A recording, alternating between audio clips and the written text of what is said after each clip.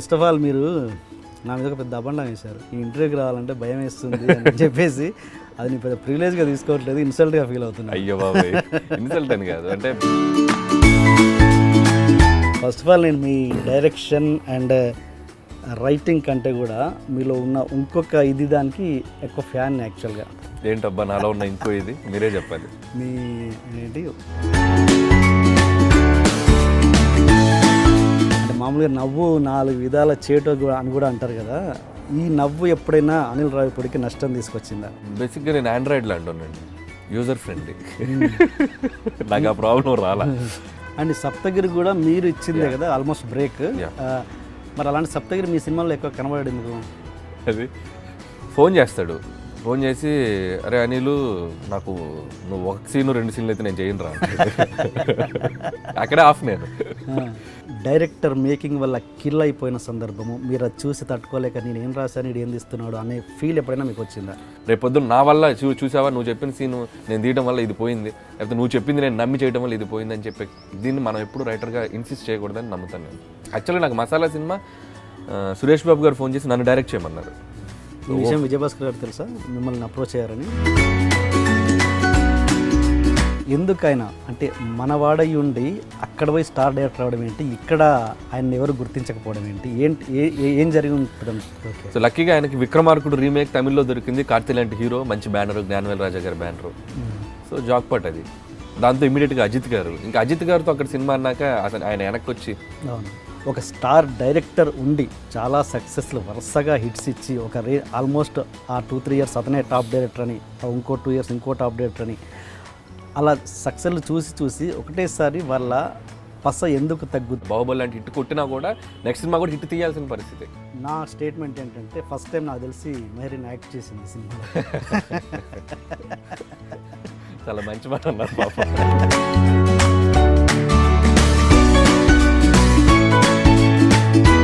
ఒక తెల్ల తోలు ఉన్న ఒక డెడ్ ఫేస్ మెహరీన్ అన్నది ఒక ఓపెన్ స్టేట్మెంట్. అండ్ మీ సినిమాలకి టైటిల్స్ ఏంటి అసలు? నాకు తెలిసి ఇప్పటివరకు ఒక తెలుగు టైటిల్ కూడా పెట్టలేదు. నేను అంత నిజంగా లేవు కదా. Correct, Pataas, Supreme, Raja the great, F2.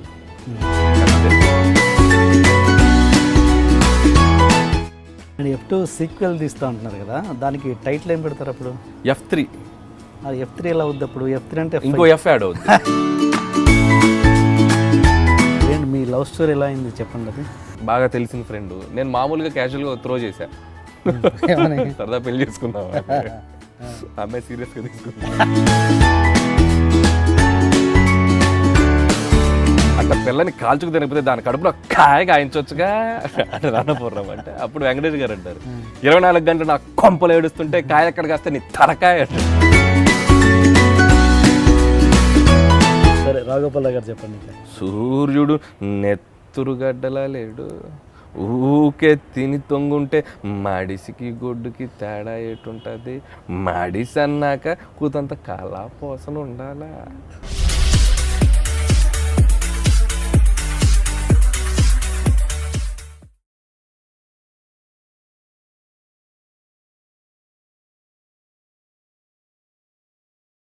Hi అండి, welcome to my show. Hello అండి. First of all congratulations for your success of F2. Thank you so much. Happy new year, happy Sankranti. అయిపోయింది నాకు తెలిసి న్యూ ఇయర్లో ఫస్ట్ ఇంటర్వ్యూ అనుకుంటాను అది. Okay right అండి. First of all మీరు నా మీద ఒక పెద్ద అబండం వేశారు. ఏంటి ఈ ఇంటర్వ్యూకి రావాలంటే భయం వేస్తుంది అని చెప్పేసి అది నీ పెద్ద ప్రివిలేజ్గా తీసుకోవట్లేదు, ఇన్సల్ట్గా ఫీల్ అవుతుంది. అయ్యో బాబాయ్, ఇన్సల్ట్ అని కాదు. అంటే కొన్ని చోట్ల ఏంటంటే మీరు అడిగేది మీరు ఏదో ఎదుటోళ్ళని ఇన్సల్ట్ చేయాలని కాదు, దాని నుంచి ఏదన్నా ఒక ఫ్యాక్ట్ తెలుసుకోవాలని అడుగుతారు. ఒక నెగటివ్ ఒక పాజిటివ్ యాంగిల్ వస్తుందన్న ఉద్దేశం. సో అలాంటప్పుడు ఏంటంటే కొంచెం నేను బేసిక్గా నా పర్సనల్గా ఏంటంటే నేను ఒక కాంప్లికేటెడ్గా మాట్లాడడానికి పెద్ద ఇష్టపడను. మేబీ అది ఇట్స్ మై నేచర్. సో ఎందుకు మీరు ఏదైనా ఒక క్వశ్చన్ అలా అడిగి నేను ఏదన్నా మాట్లాడి లేని దాన్ని తెచ్చి పైన వేసుకోవటం ఎందుకు అని చిన్న భయపడ్డాను. బట్ అఫ్ కోర్స్ మీరు చెప్పాక చాలా ధైర్యంగా వచ్చాను. ఫస్ట్ ఆఫ్ ఆల్ నేను మీ డైరెక్షన్ అండ్ రైటింగ్ కంటే కూడా మీలో ఉన్న ఇంకొక ఇది దానికి ఎక్కువ ఫ్యాన్ యాక్చువల్గా. ఏంటది? ఏంటబ్బా నాలో ఉన్న ఇంకో ఇది మీరే చెప్పాలి. మీ ఏంటి వాయిస్ అండ్ ఆ ఉచ్చారణ, ఏమంటారు ఆ మాట్లాడే పద్ధతి, అంటే నాకు ఇష్టం యాక్చువల్లీ బేసిక్గా. అండ్ అండ్ అఫ్ కోర్స్ ఇంకోటి ఏంటి మీలో మిమిక్రీ అండ్ ఇమిటేషన్ కూడా ఉంది కాబట్టి అది ఎలాగ మన షోలో చేద్దాం. ఇప్పుడు జలుబు చేసింది కొంచెం అటు ఇటుగా ఉంటే ఆడియన్స్ కొంచెం ఓకే అది ఎట్లాగో చేద్దాం అది. సో ఇప్పుడు కాదు, మధ్యలో ఎప్పుడన్నా ఏమంటారు చివరిలో చేద్దాం అది. మీకు స్క్రీన్ ప్లే మీకే కాదు మాకు కూడా ఎప్పుడు సాంగ్ రావాలి, ఎప్పుడు ఫైట్ రావాలి. ఓకే అలా చేద్దాం. ఓకే అండి, ఇంటర్వ్యూకి వెళ్దాం. ఫస్ట్ ఆఫ్ ఆల్ అంటే ఎట్లా పొగడానని చెప్పేసి క్వశ్చన్స్లో డిస్కౌంట్ ఏమి ఉండదు. ఎనీ క్వశ్చన్ మీరు అడగండి, మీరు అడగాల్సింది అడగండి, నాకు అనిపించింది ఓపెన్గా.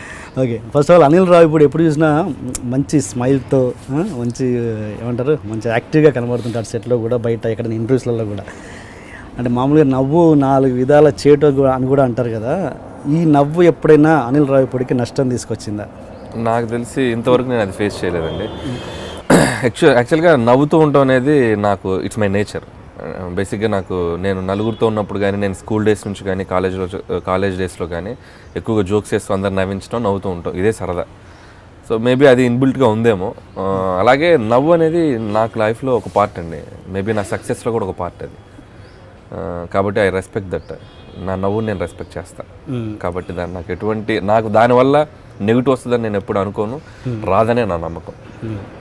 అదే నిన్న కూడా ఒక ఇంటర్వ్యూలో చెప్పాను నేను, బాధను దూరం చేసేది నవ్వు, మనిషిని దగ్గర చేసేది నవ్వు, గొడవను ఆపేది నవ్వు, గౌరవాన్ని పెంచేది నవ్వు. సో నవ్వు వల్ల చాలా ఉపయోగాలు ఉన్నాయి. కాబట్టి ఆ నవ్వు నాతో ఉంటే నాకు ఎప్పుడు హ్యాపీ.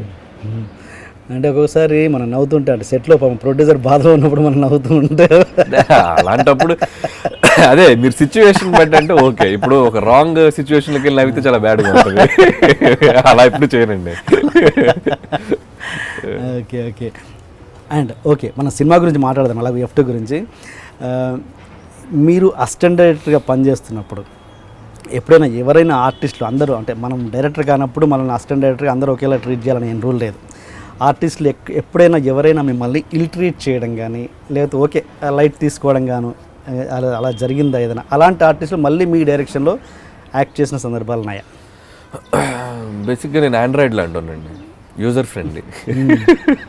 నాకు ఆ ప్రాబ్లం రాలా, ఎందుకంటే నేను ఏదో పంచ్ డైలాగ్లో వేసాను, దాన్ని తీసుకోకండి. ఇంకోటి ఏంటంటే నేను రైటర్గా కానీ అసిస్టెంట్ డైరెక్టర్గా కానీ నేను ఒక సినిమాకి నేను రైటర్గా పనిచేస్తూనే అసోసియేట్ డైరెక్టర్గా పనిచేసేవాడిని.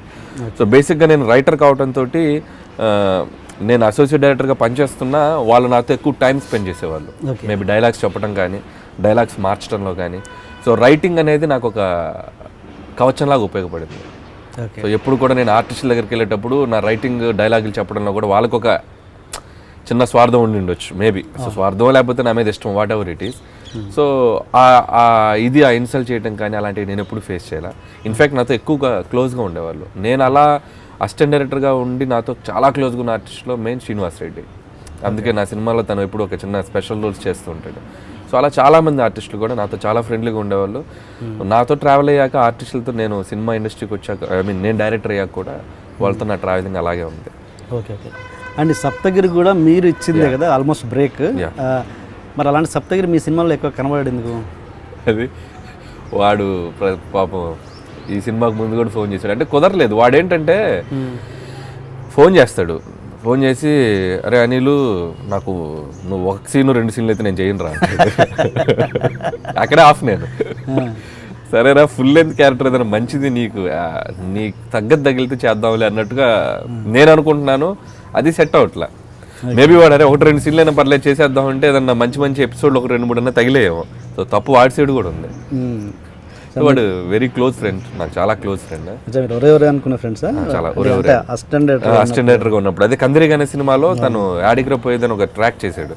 యాక్చువల్గా అది నా కోసం రాసుకున్న ఆ సీను. సో నేను కందిరిగ వాసు గారికి చెప్పి ఇది ఎక్స్టెన్షన్ అనమాట, సీన్ ఎక్స్టెన్షన్. సార్ నేను చేస్తానండి సరదాగా అన్నాను. చేస్తే అప్పుడు సరే అని నువ్వే చేయి అన్నాడు. సడన్గా నేను నైట్ నిద్రపోయి ఆలోచిస్తుంటే మన ప్రొఫెషన్ ఇది కాదు, మనం ఏదో ఆర్టిస్ట్ అవుదామని లేదు, మనకెందుకు ఇది, పోనీ వాడికన్నా అప్కమింగ్కి ఇస్తే వాడికి హెల్ప్ అవుద్ది కదా అని చెప్పి నేను వాడికి ఫోన్ చేశాను సప్తగిరికి.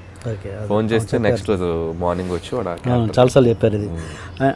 అంటే ఓకే బాగా ఇల్ట్రేట్ పక్కన పెడితే బాగా ఉండి చాలా బాగా ట్యూన్ అయిన ఆర్టిస్ట్ వాళ్ళకి మీ సినిమాలలో అవకాశం ఇవ్వలేని పరిస్థితి ఇప్పటి వరకు బాగా ట్యూన్ అయిన ఆర్టిస్ట్కి ఇవ్వలేకపోయినదంటే బ్రహ్మానందం గారు, ఓ ద మోస్ట్ లెజెండరీ యాక్టర్.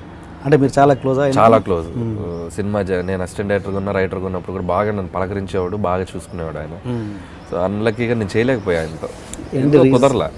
దానికి పర్టికులర్ రీజన్ ఏం కాదు, మేబీ పటాస్ సినిమాకి అప్పుడు చేద్దాం అనుకున్నాం, బట్ కొన్ని బడ్జెట్ ఇష్యూస్ వల్ల చేయలేకపోయాను పటాస్ టైంలో. సుప్రీంకి ఛాన్స్ లేకుండా పోయింది, అసలు ఇది లేదు. సో రాజా ది గ్రేట్లో కూడా ఆయన చేయాల్సిన పర్టికులర్గా బ్రహ్మానందం గారు చేసేంత క్యారెక్టర్ అక్కడ నాకు దాంట్లో కనపడలేదు, స్క్రిప్ట్లో కూడా ఎక్కడ తగల. ఓకే. సో అందుకని కుదరలేదు, అదొకటి వెళ్తే నాకు ఉంది, ఆయనతో చేయలేకపోయాను. ఎందుకంటే కామెడీకి నేను కొంచెం స్ట్రాంగ్గా బిలీవ్ చేసి వెళ్తూ ఉంటాను. సో అలాంటిది కామెడీలో ఈజ్ కింగ్. సో ఆయనతో పని చేయలేకపోయానని ఒక ఫీలింగ్ ఉంది. ఫోన్ చేశారు ఆయనకి, హెల్త్ లేదు నేను ఇంకా చేయలేదు, గౌతమ్తో మాట్లాడాలి. జస్ట్ దీనికి ముందు ఒక 1 వీక్ ముందు రామారెడ్డిలో కలిసాను డబ్బింగ్ థియేటర్లో. చాలా బాగా మాట్లాడారు, చేపట్టుకొని. అంటే నేను నెక్స్ట్ చేయాలి సార్ మీతోటి, నేనే చెప్పేశాను, నన్ను క్షమించండి, will work together in my next film అని. Okay okay. ఇంతకుముందు పొద్దున విఎన్ ఆదిత్య గారితో మాట్లాడితే ఆయన చెప్పారు మీ సిచ్యువేషన్ ఏంటి, ఒక సీన్ చెప్పాల్సి వస్తే అనిల్ని అడిగితే తను ఇమీడియట్గా రాసేశారు. నేను ఫస్ట్ రాయనన్నాడు, అదంతా చెప్పాలి, మీ వర్డ్స్తో చెప్పండి ఒకసారి. ఏది ఏ సినిమా? ఆయనతో చేసింది ఒకటే బాస్ సినిమా చేసింది. యాక్చువల్గా బాస్కి నేను అసిస్టెంట్ డైరెక్టర్ని. అదే అసిస్టెంట్ డైరెక్టర్, దానికి ఒక సీన్ రాయమంటే ఏదో మాలి గారి సీన్. యాక్చువల్గా బలభద్ర పాత్ర రమణి గారని ఒక స్క్రీన్ ప్లే రైటర్ ఉండేవారు, ఆవిడ ఆ సినిమాకి స్క్రీన్ ప్లే వర్క్ చేశారు. నేనేంటంటే అరుణ్ ప్రసాద్ గారు మా బాబాయ్, director Arun Prasad. So Gautam SSC నుంచి ఆయన నన్ను ఎంకరేజ్ చేసేవాళ్ళు. ఆ తర్వాత బాస్కి వెళ్ళాక నాకు ఏదో రాద్దాం పీకుదాం అని బాగా సరదాగా ఉండేది. ఓకే. అయితే సరే ఆదిత్య గారి దగ్గరికి వెళ్ళి అడగలేము సార్, నేను ఒక సీన్ దానికి డైలాగ్ రైటర్స్ చాలామంది ఉన్నారు. సో మనం లాస్ట్ బట్ 1 అసిస్టెంట్ డైరెక్టర్ నేను. సో మనలో ఏముండి బిలీవ్ చేసి మనకి ఇస్తారు అవకాశం అని చెప్పి నేను అడగడానికి కూడా ధైర్యం చాలా. సో అడగల, సరే ఊరికే మనమైతే ఈ సీన్ ఎలా రాస్తామని చెప్పి ఒక 2-3 సీన్లు రాశాను. రాస్తే రమణి గారు చూశారు ఒక సీన్, చూసి ఆదిత్య గారికి రిఫర్ చేశారు. చేస్తే ఒక బిట్ సీన్ రాశాను నేను, ఆయన చూసి అసలు విపరీతంగా నవ్వేశాడు. ఆదిత్య గారు నవ్వితే అసలు ఆగడు, బ్లాస్ట్ అయిపోతాడు ఆయన. సో ఒక 5-6 పంచులకి అయితే విపరీతంగా నవ్వాడు ఆయన. నవ్వి ట్రాక్గా ఎక్స్టెండ్ చేయాలి నేను. చేస్తే ఒక 3 సీన్లు ఏవో రాశాను నేను. అఫీషియల్గా పెన్ను పెట్టి నేను రాసిన మా డైలాగుల్ని షార్ట్ చేసిన డైరెక్టర్ ఆదిత్య గారు ఫస్ట్ టైం. సో అఫీషియల్గా నేను పెన్ను పెట్టింది ఆ సినిమాలో. బాస్ ఫస్ట్ రాయనన్నారంట కదా, నేను రాయను మళ్ళీ తేడా కొట్టితే బాగుండదు, అది ఒకటి భయపడ్డాను. అంటే సినిమా నేనేదో సరదాగా రాశానండి, రేపు పొద్దున్న సినిమాలో మీకు అది సింక్ అవుద్దో లేదో, అది ఒకవేళ వర్కౌట్ అవుద్దో లేదో అని చిన్న భయపడ్డా. ఎందుకు నేను వాళ్ళదాన్ని, ఇప్పుడు నేను బేసిక్గా నేను ఇదనుకోండి ఆ బ్లేమ్ తీసుకోవడానికి రెడీ, ఎవరిదో అది, నేను అనవసరంగా ఏదో పెట్టి అది ఏదన్నా స్పాయిల్ వేద్దామని చిన్న భయపడ్డాను నేను. అంతకుమించి అంతేగాని మనం అప్పటికే ఏం కాదు కదా. సో అంతేగాని రాయకపోవడానికి రీజన్ అది. ఎప్పుడైనా మీరు రైటర్గా ఉన్నప్పుడు మీరు రాసిన ఒక సీన్ డైరెక్టర్ మేకింగ్ వల్ల కిల్ అయిపోయిన సందర్భము, మీరు అది చూసి తట్టుకోలేక నేను ఏం రాశాను ఇది ఏం తీస్తున్నాడు అనే ఫీల్ ఎప్పుడైనా మీకు వచ్చిందా? నేను ఎప్పుడు ఫేస్ చేయలేదండి అది. బేసిక్గా ఏంటంటే మనకు ఒక జడ్జిమెంట్ ఉంటుంది. సో నేను ఎప్పుడు ఒకటి బిలీవ్ చేస్తాను, రైటర్గా ఉంటే రైటర్గా ఉండాలి, డైరెక్టర్గా ఉంటే డైరెక్టర్గా ఉండాలి. రైటర్ డైరెక్టర్గా ఉండకూడదు. ఓకే. ఉంటే స్పాయిల్ అయిపోద్ది, ఏదో ఒకరి జడ్జిమెంట్ మీద వెళ్ళిపోవాలి. సో నేను రైటర్గా ఉన్నాను, నేను ఆ డైరెక్టర్ని బిలీవ్ చేసి వెళ్ళాను. సో మ్యాక్సిమం ఏదన్నా ఉంటే ఒక ఎడ్జ్కి ఫైట్ చేస్తా. సో ఇది ఉంటే బాగుంటుంది సార్, ఇది ఉంటే బాగుంటుంది సార్, ప్రెషర్ చేయను. ఓకే. ఏమో ఆయనదే రైట్ అవ్వచ్చేమో, రేపు పొద్దున్న నేను చెప్పింది రాంగ్ వచ్చేమో. సో డైరెక్టర్గా ఇంకొక విషయం నేను ఏం బిలీవ్ చేస్తానంటే, ఒక సినిమా సక్సెస్కి ఫెయిల్యూర్కి కేర్ ఆఫ్ అడ్రస్ డైరెక్టర్. రేపు ఆ సినిమా పోతే రైటర్కి ఇంకో 4 సినిమాలు రాసుకోవచ్చు, బట్ డైరెక్టర్కి ఆ సినిమానే లాస్ట్. ఆ సినిమా పోయినా అన్నా ఆ డైరెక్టరే బ్లేమే తీసుకోవాలి. సో కాబట్టి నేను చేసే ఒక దీనివల్ల అతని కెరీర్ నేను రిస్క్లో పడేయకూడదు. మేబీ నాది రైట్ ఉండొచ్చు, అతని రాంగ్ ఉండొచ్చు, అతన్నే తీసుకొని ఆ క్రెడిట్.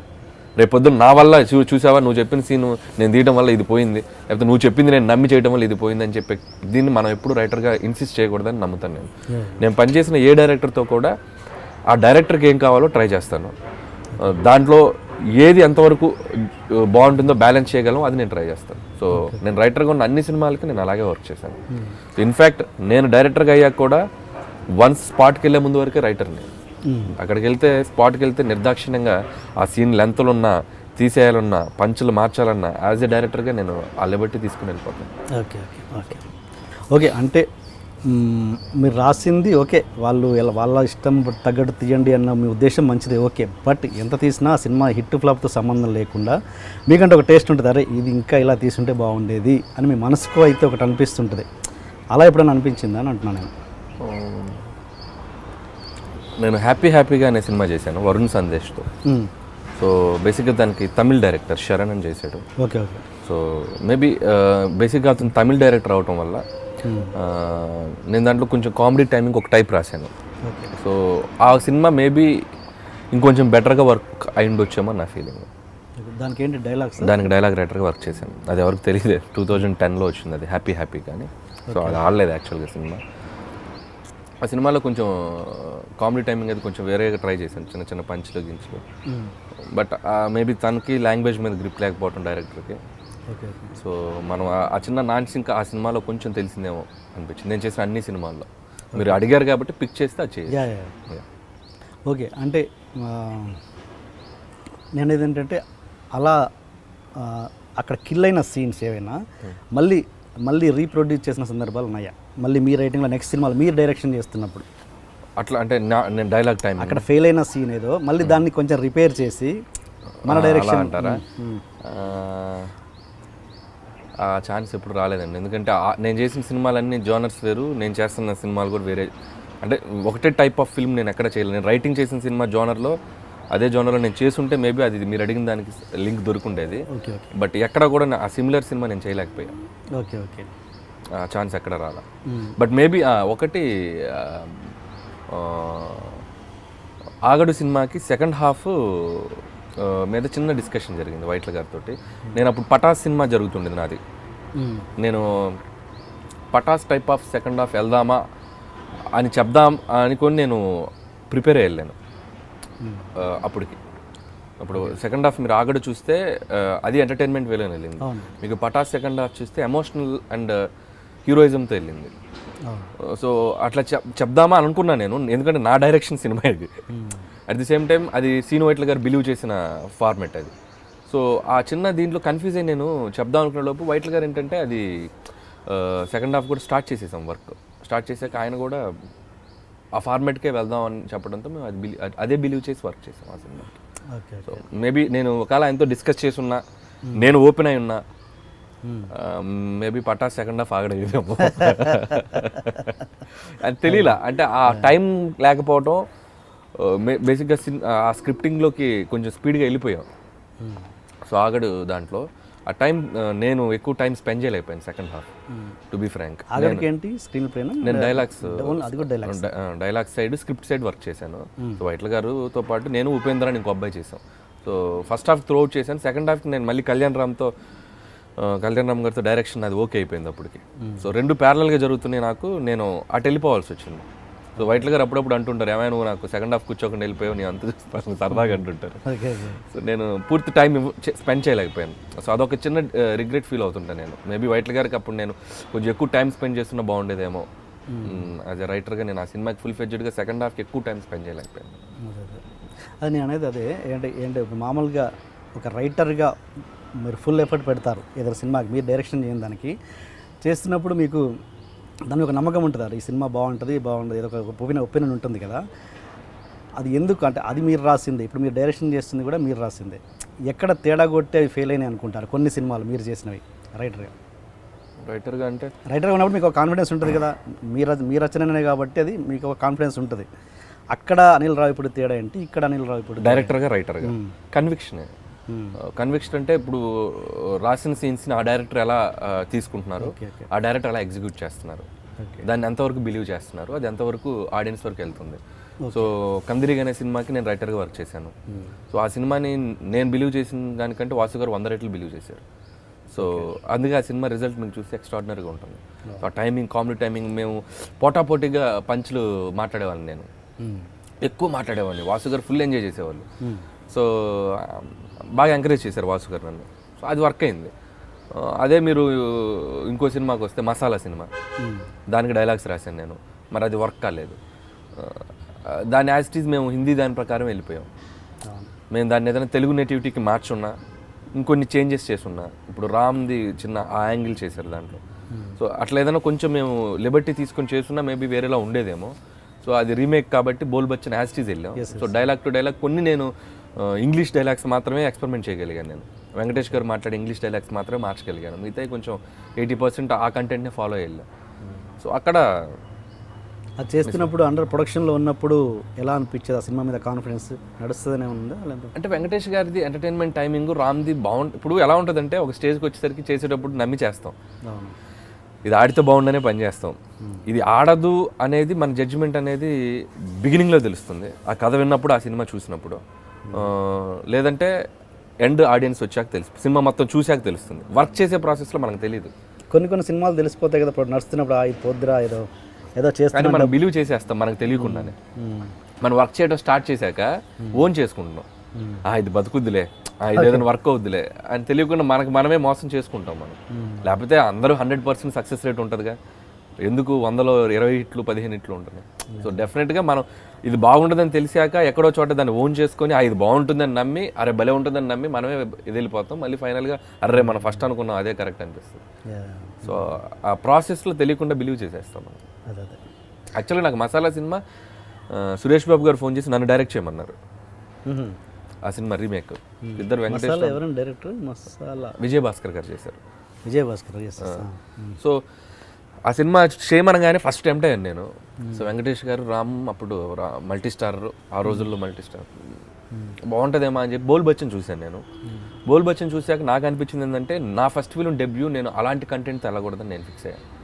అంటే కామెడీ ఇది చెయ్యాలి, బట్ నాకేంటంటే ఒక యాక్షన్ టింజ్తో వెళ్దాం అనేది నా కోరిక.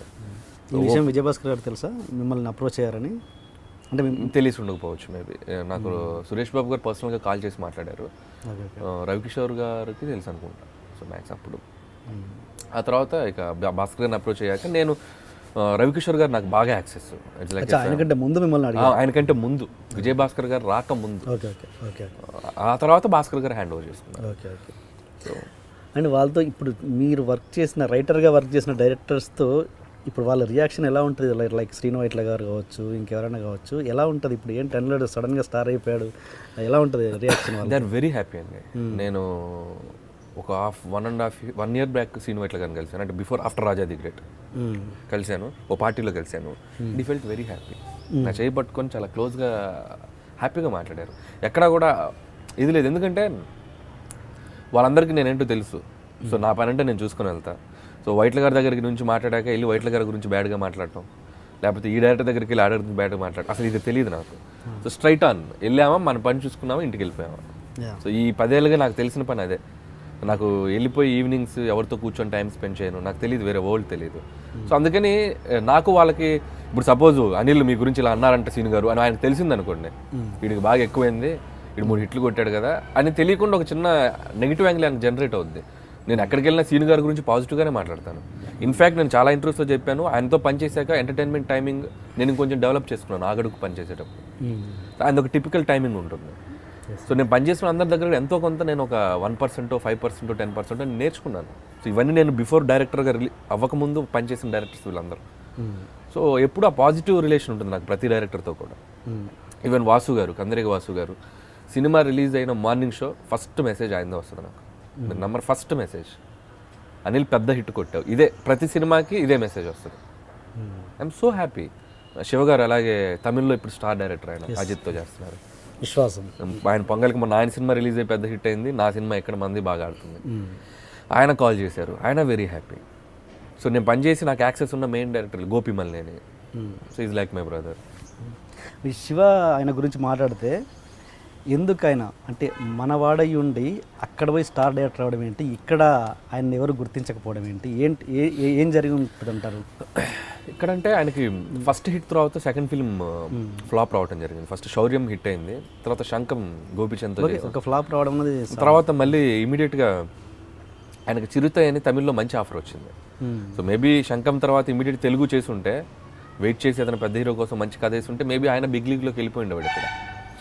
సో లక్కీగా ఆయనకి విక్రమార్కుడు రీమేక్ తమిళ్లో దొరికింది, కార్తీ లాంటి హీరో, మంచి బ్యానరు, జ్ఞానవేల్ రాజా గారి బ్యానరు. సో జాక్పాట్ అది. సో సాలిడ్గా వర్క్ అయింది ఆ సినిమా. దాంతో ఇమీడియట్గా అజిత్ గారు, ఇంకా అజిత్ గారితో అక్కడ సినిమా అన్నాక అతను ఆయన వెనక్కి వచ్చి చూసుకోవాల్సింది లేదు. ఆ గ్యాప్లోనే దరువు చేశారు రవితేజ గారితో. అది కూడా కొంచెం యావరేజ్గా ఇదైంది. అది కూడా బ్లాస్టింగ్ హిట్ కాల, ఒక సూపర్ హిట్ కాల. అందుకని మేబీ ఆయన తెలుగులో ఎక్కువ సినిమాలు చేయలేదేమో. డిపెండ్స్ అపాన్ సక్సెసే కదండి ఇక్కడ సినిమా, ఎవరైనా ఇవ్వాలన్నా చేయాలన్నా. సో తమిళ్లో ఆయన అనుకున్న ఇక్కడ కంటే అక్కడ తమిళ్లో పెద్ద హిట్లు వచ్చినాయి ఆయనకి. So back to back Siruthai, Veeram, Vivegam 3 హిట్లు బ్యాక్ టు బ్యాక్ కొట్టారు. సో దాంతో విశ్వాసం, తర్వాత మధ్యలో ఏదో ఒక్క సినిమా యావరేజ్ అయింది వివేగం. సో దాంతో ఈ బికమ్ స్టార్.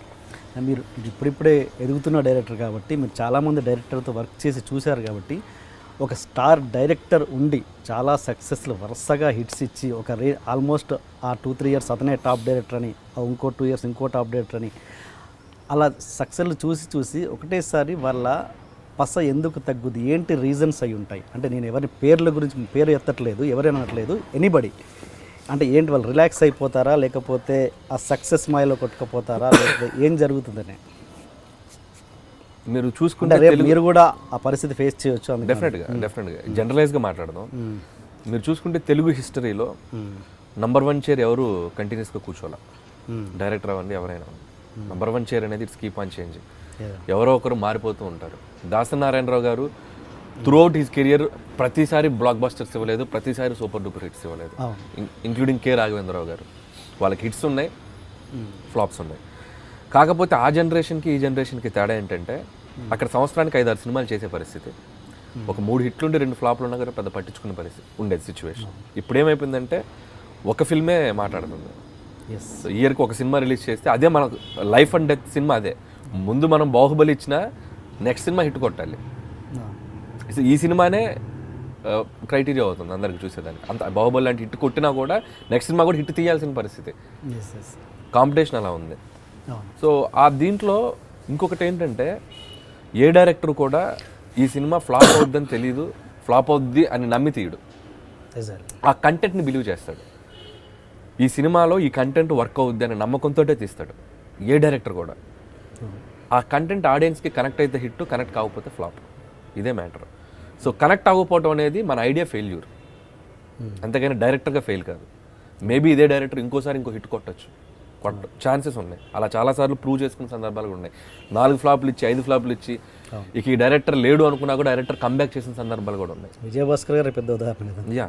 సో ప్రార్థన అనే సినిమా తర్వాత మళ్ళీ స్వయంవరంతో స్టార్ డైరెక్టర్ అయిపోయారు, back to back hits. So called ఎవరైనా ఇప్పుడు ఒక ఫ్లాప్ ఇచ్చాక, లేదా 2 ఫ్లాప్లు ఇచ్చాక, 3 ఫ్లాప్లు ఇచ్చాక, ఒక టైం తీసుకునో, ఒక గ్యాప్ తీసుకునో మళ్ళీ వాళ్ళు కంబ్యాక్ చేయగలడానికి మన ఇండస్ట్రీలో స్కోప్ ఉంది, ఛాన్స్ ఉంది.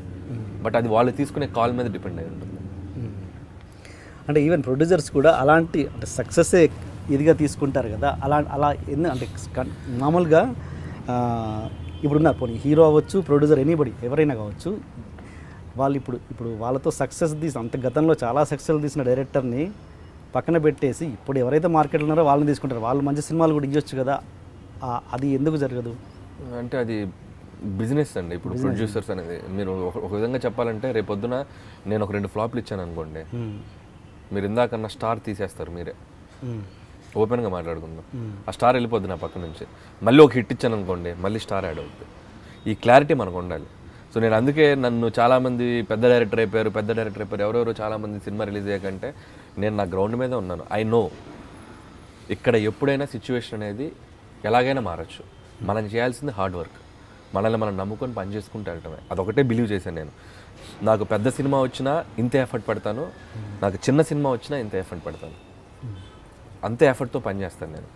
ఇకపోతే ప్రొడ్యూసర్స్ అంటారా, వాళ్ళు ఒక ప్రాజెక్ట్ తీసేది ₹1 మిగలటానికి. ఆ రూపాయి మిగలటానికి ఎలాంటి కాంబినేషన్స్ ఉంటే మార్కెట్లో ఆ ప్రొడక్ట్ అమ్ముడుపోద్ది అనేది లెక్కేసుకుంటారు ఫస్ట్ ఆఫ్ ఆల్. సో కొంతమంది ప్రొడ్యూసర్స్ మాత్రం స్క్రిప్ట్ని నమ్మి అతనికి ఫ్లాప్లు ఉన్నా కూడా డైరెక్టర్ని ఎంకరేజ్ చేసిన సందర్భాలు బోల్డ్ ఉన్నాయి. అలా చేసే వాళ్ళు కూడా ఉన్నారు. సో దానికి ధైర్యం ఉండాలి, దానికి ఒక ప్రాపర్ ప్రొడక్షన్ హౌస్ ఉండాలి.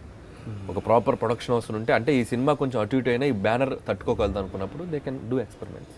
సో అలా చాలా సందర్భాలు ప్రూవ్ చేసిన వాళ్ళు కూడా ఉన్నారు. సో కాబట్టి సిచ్యువేషన్ బట్టి మారుతూ ఉంటుంది. అంటే ఓకే, ఇప్పుడు మీరు వరుసగా అనిల్ రావిపూడి వరుసగా సక్సెస్లు ఇచ్చాడు, బట్ కమర్షియల్గా అంత పెద్ద సక్సెస్లు ఇచ్చాక కూడా నెక్స్ట్ లెవెల్కి వెళ్ళలేకపోతున్నాడు అనిల్ రావిపూడి. ఎందుకంటే next level means next star రేంజ్కి heroes, I'm talking about the heroes. ఏంటి రీజన్? సో నాకు తెలియదండి ఫస్ట్ ఆఫ్ ఆల్ ఈ క్వశ్చన్కి నా దగ్గర ఆన్సర్ లేదు. ఎందుకంటే నేను చేసిన ప్రతి హీరోతో ఆ హీరోకి ఏ స్ట్రెంగ్త్ ఉందో ఆ స్ట్రెంగ్త్ కంటే ఎక్కువ యూజ్ చేసుకొని నేను దాంట్లో కంప్లీట్ 100% న్యాయం పెట్టి చేశా. నేను వెయిట్ చేస్తున్నా, అంటే అది రాకపోవడానికి వాళ్ళకున్న ప్రాబ్లమ్స్ చాలా ఉండిండొచ్చు.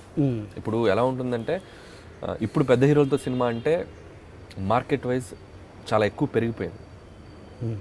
ఒక 70-80 కోట్లు, 100 కోట్లు, 120 కోట్లు, 130 కోట్లకి వెళ్ళిపోయింది. సో అలాంటి హీరోస్కి నేను నా ఫస్ట్ సినిమా ఏదో 20 crores, supreme 25 crores, Raja the great 32-33 crores, ఇలా స్టెప్ బై స్టెప్ ఎదుగుతూ వస్తున్నాను నేను. అలాగే నాకంటే ముందు సీనియర్ డైరెక్టర్స్ చాలామంది ఆ హీరోలతో ఎంగేజ్ అయి ఉన్నారు. చాలామంది ఆ బిగ్ లీగ్ ఆడుతున్నారు, చాలామంది ఆడుతున్నారు.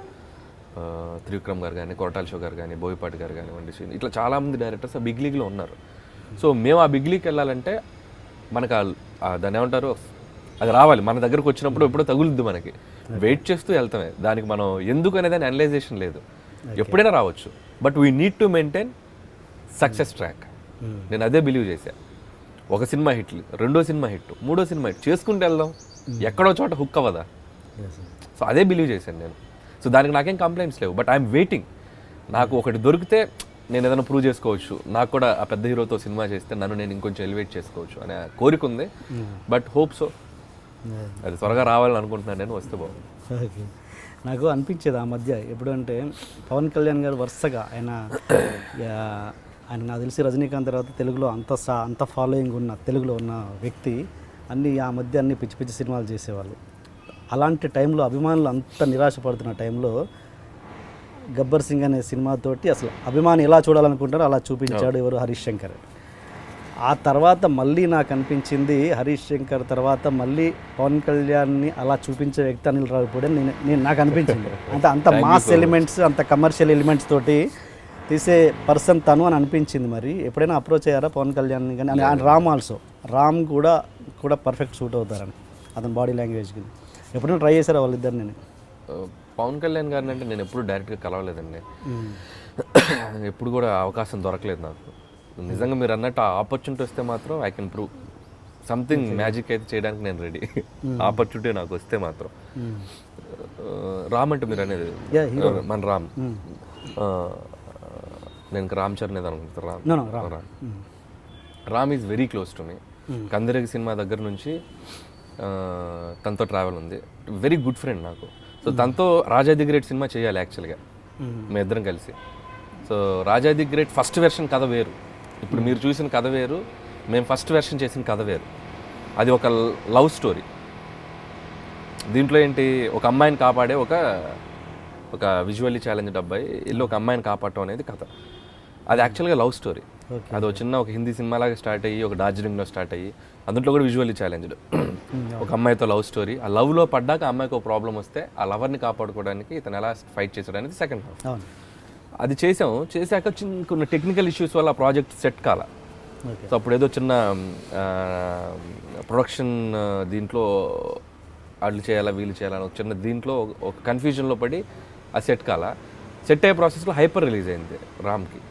ఓకే, ఆయనకి హైపర్ రిలీజ్ అయ్యాక మళ్ళీ back to back commercial film, action film చేయడానికి ఆయన కొంచెం ఆలోచించాడు.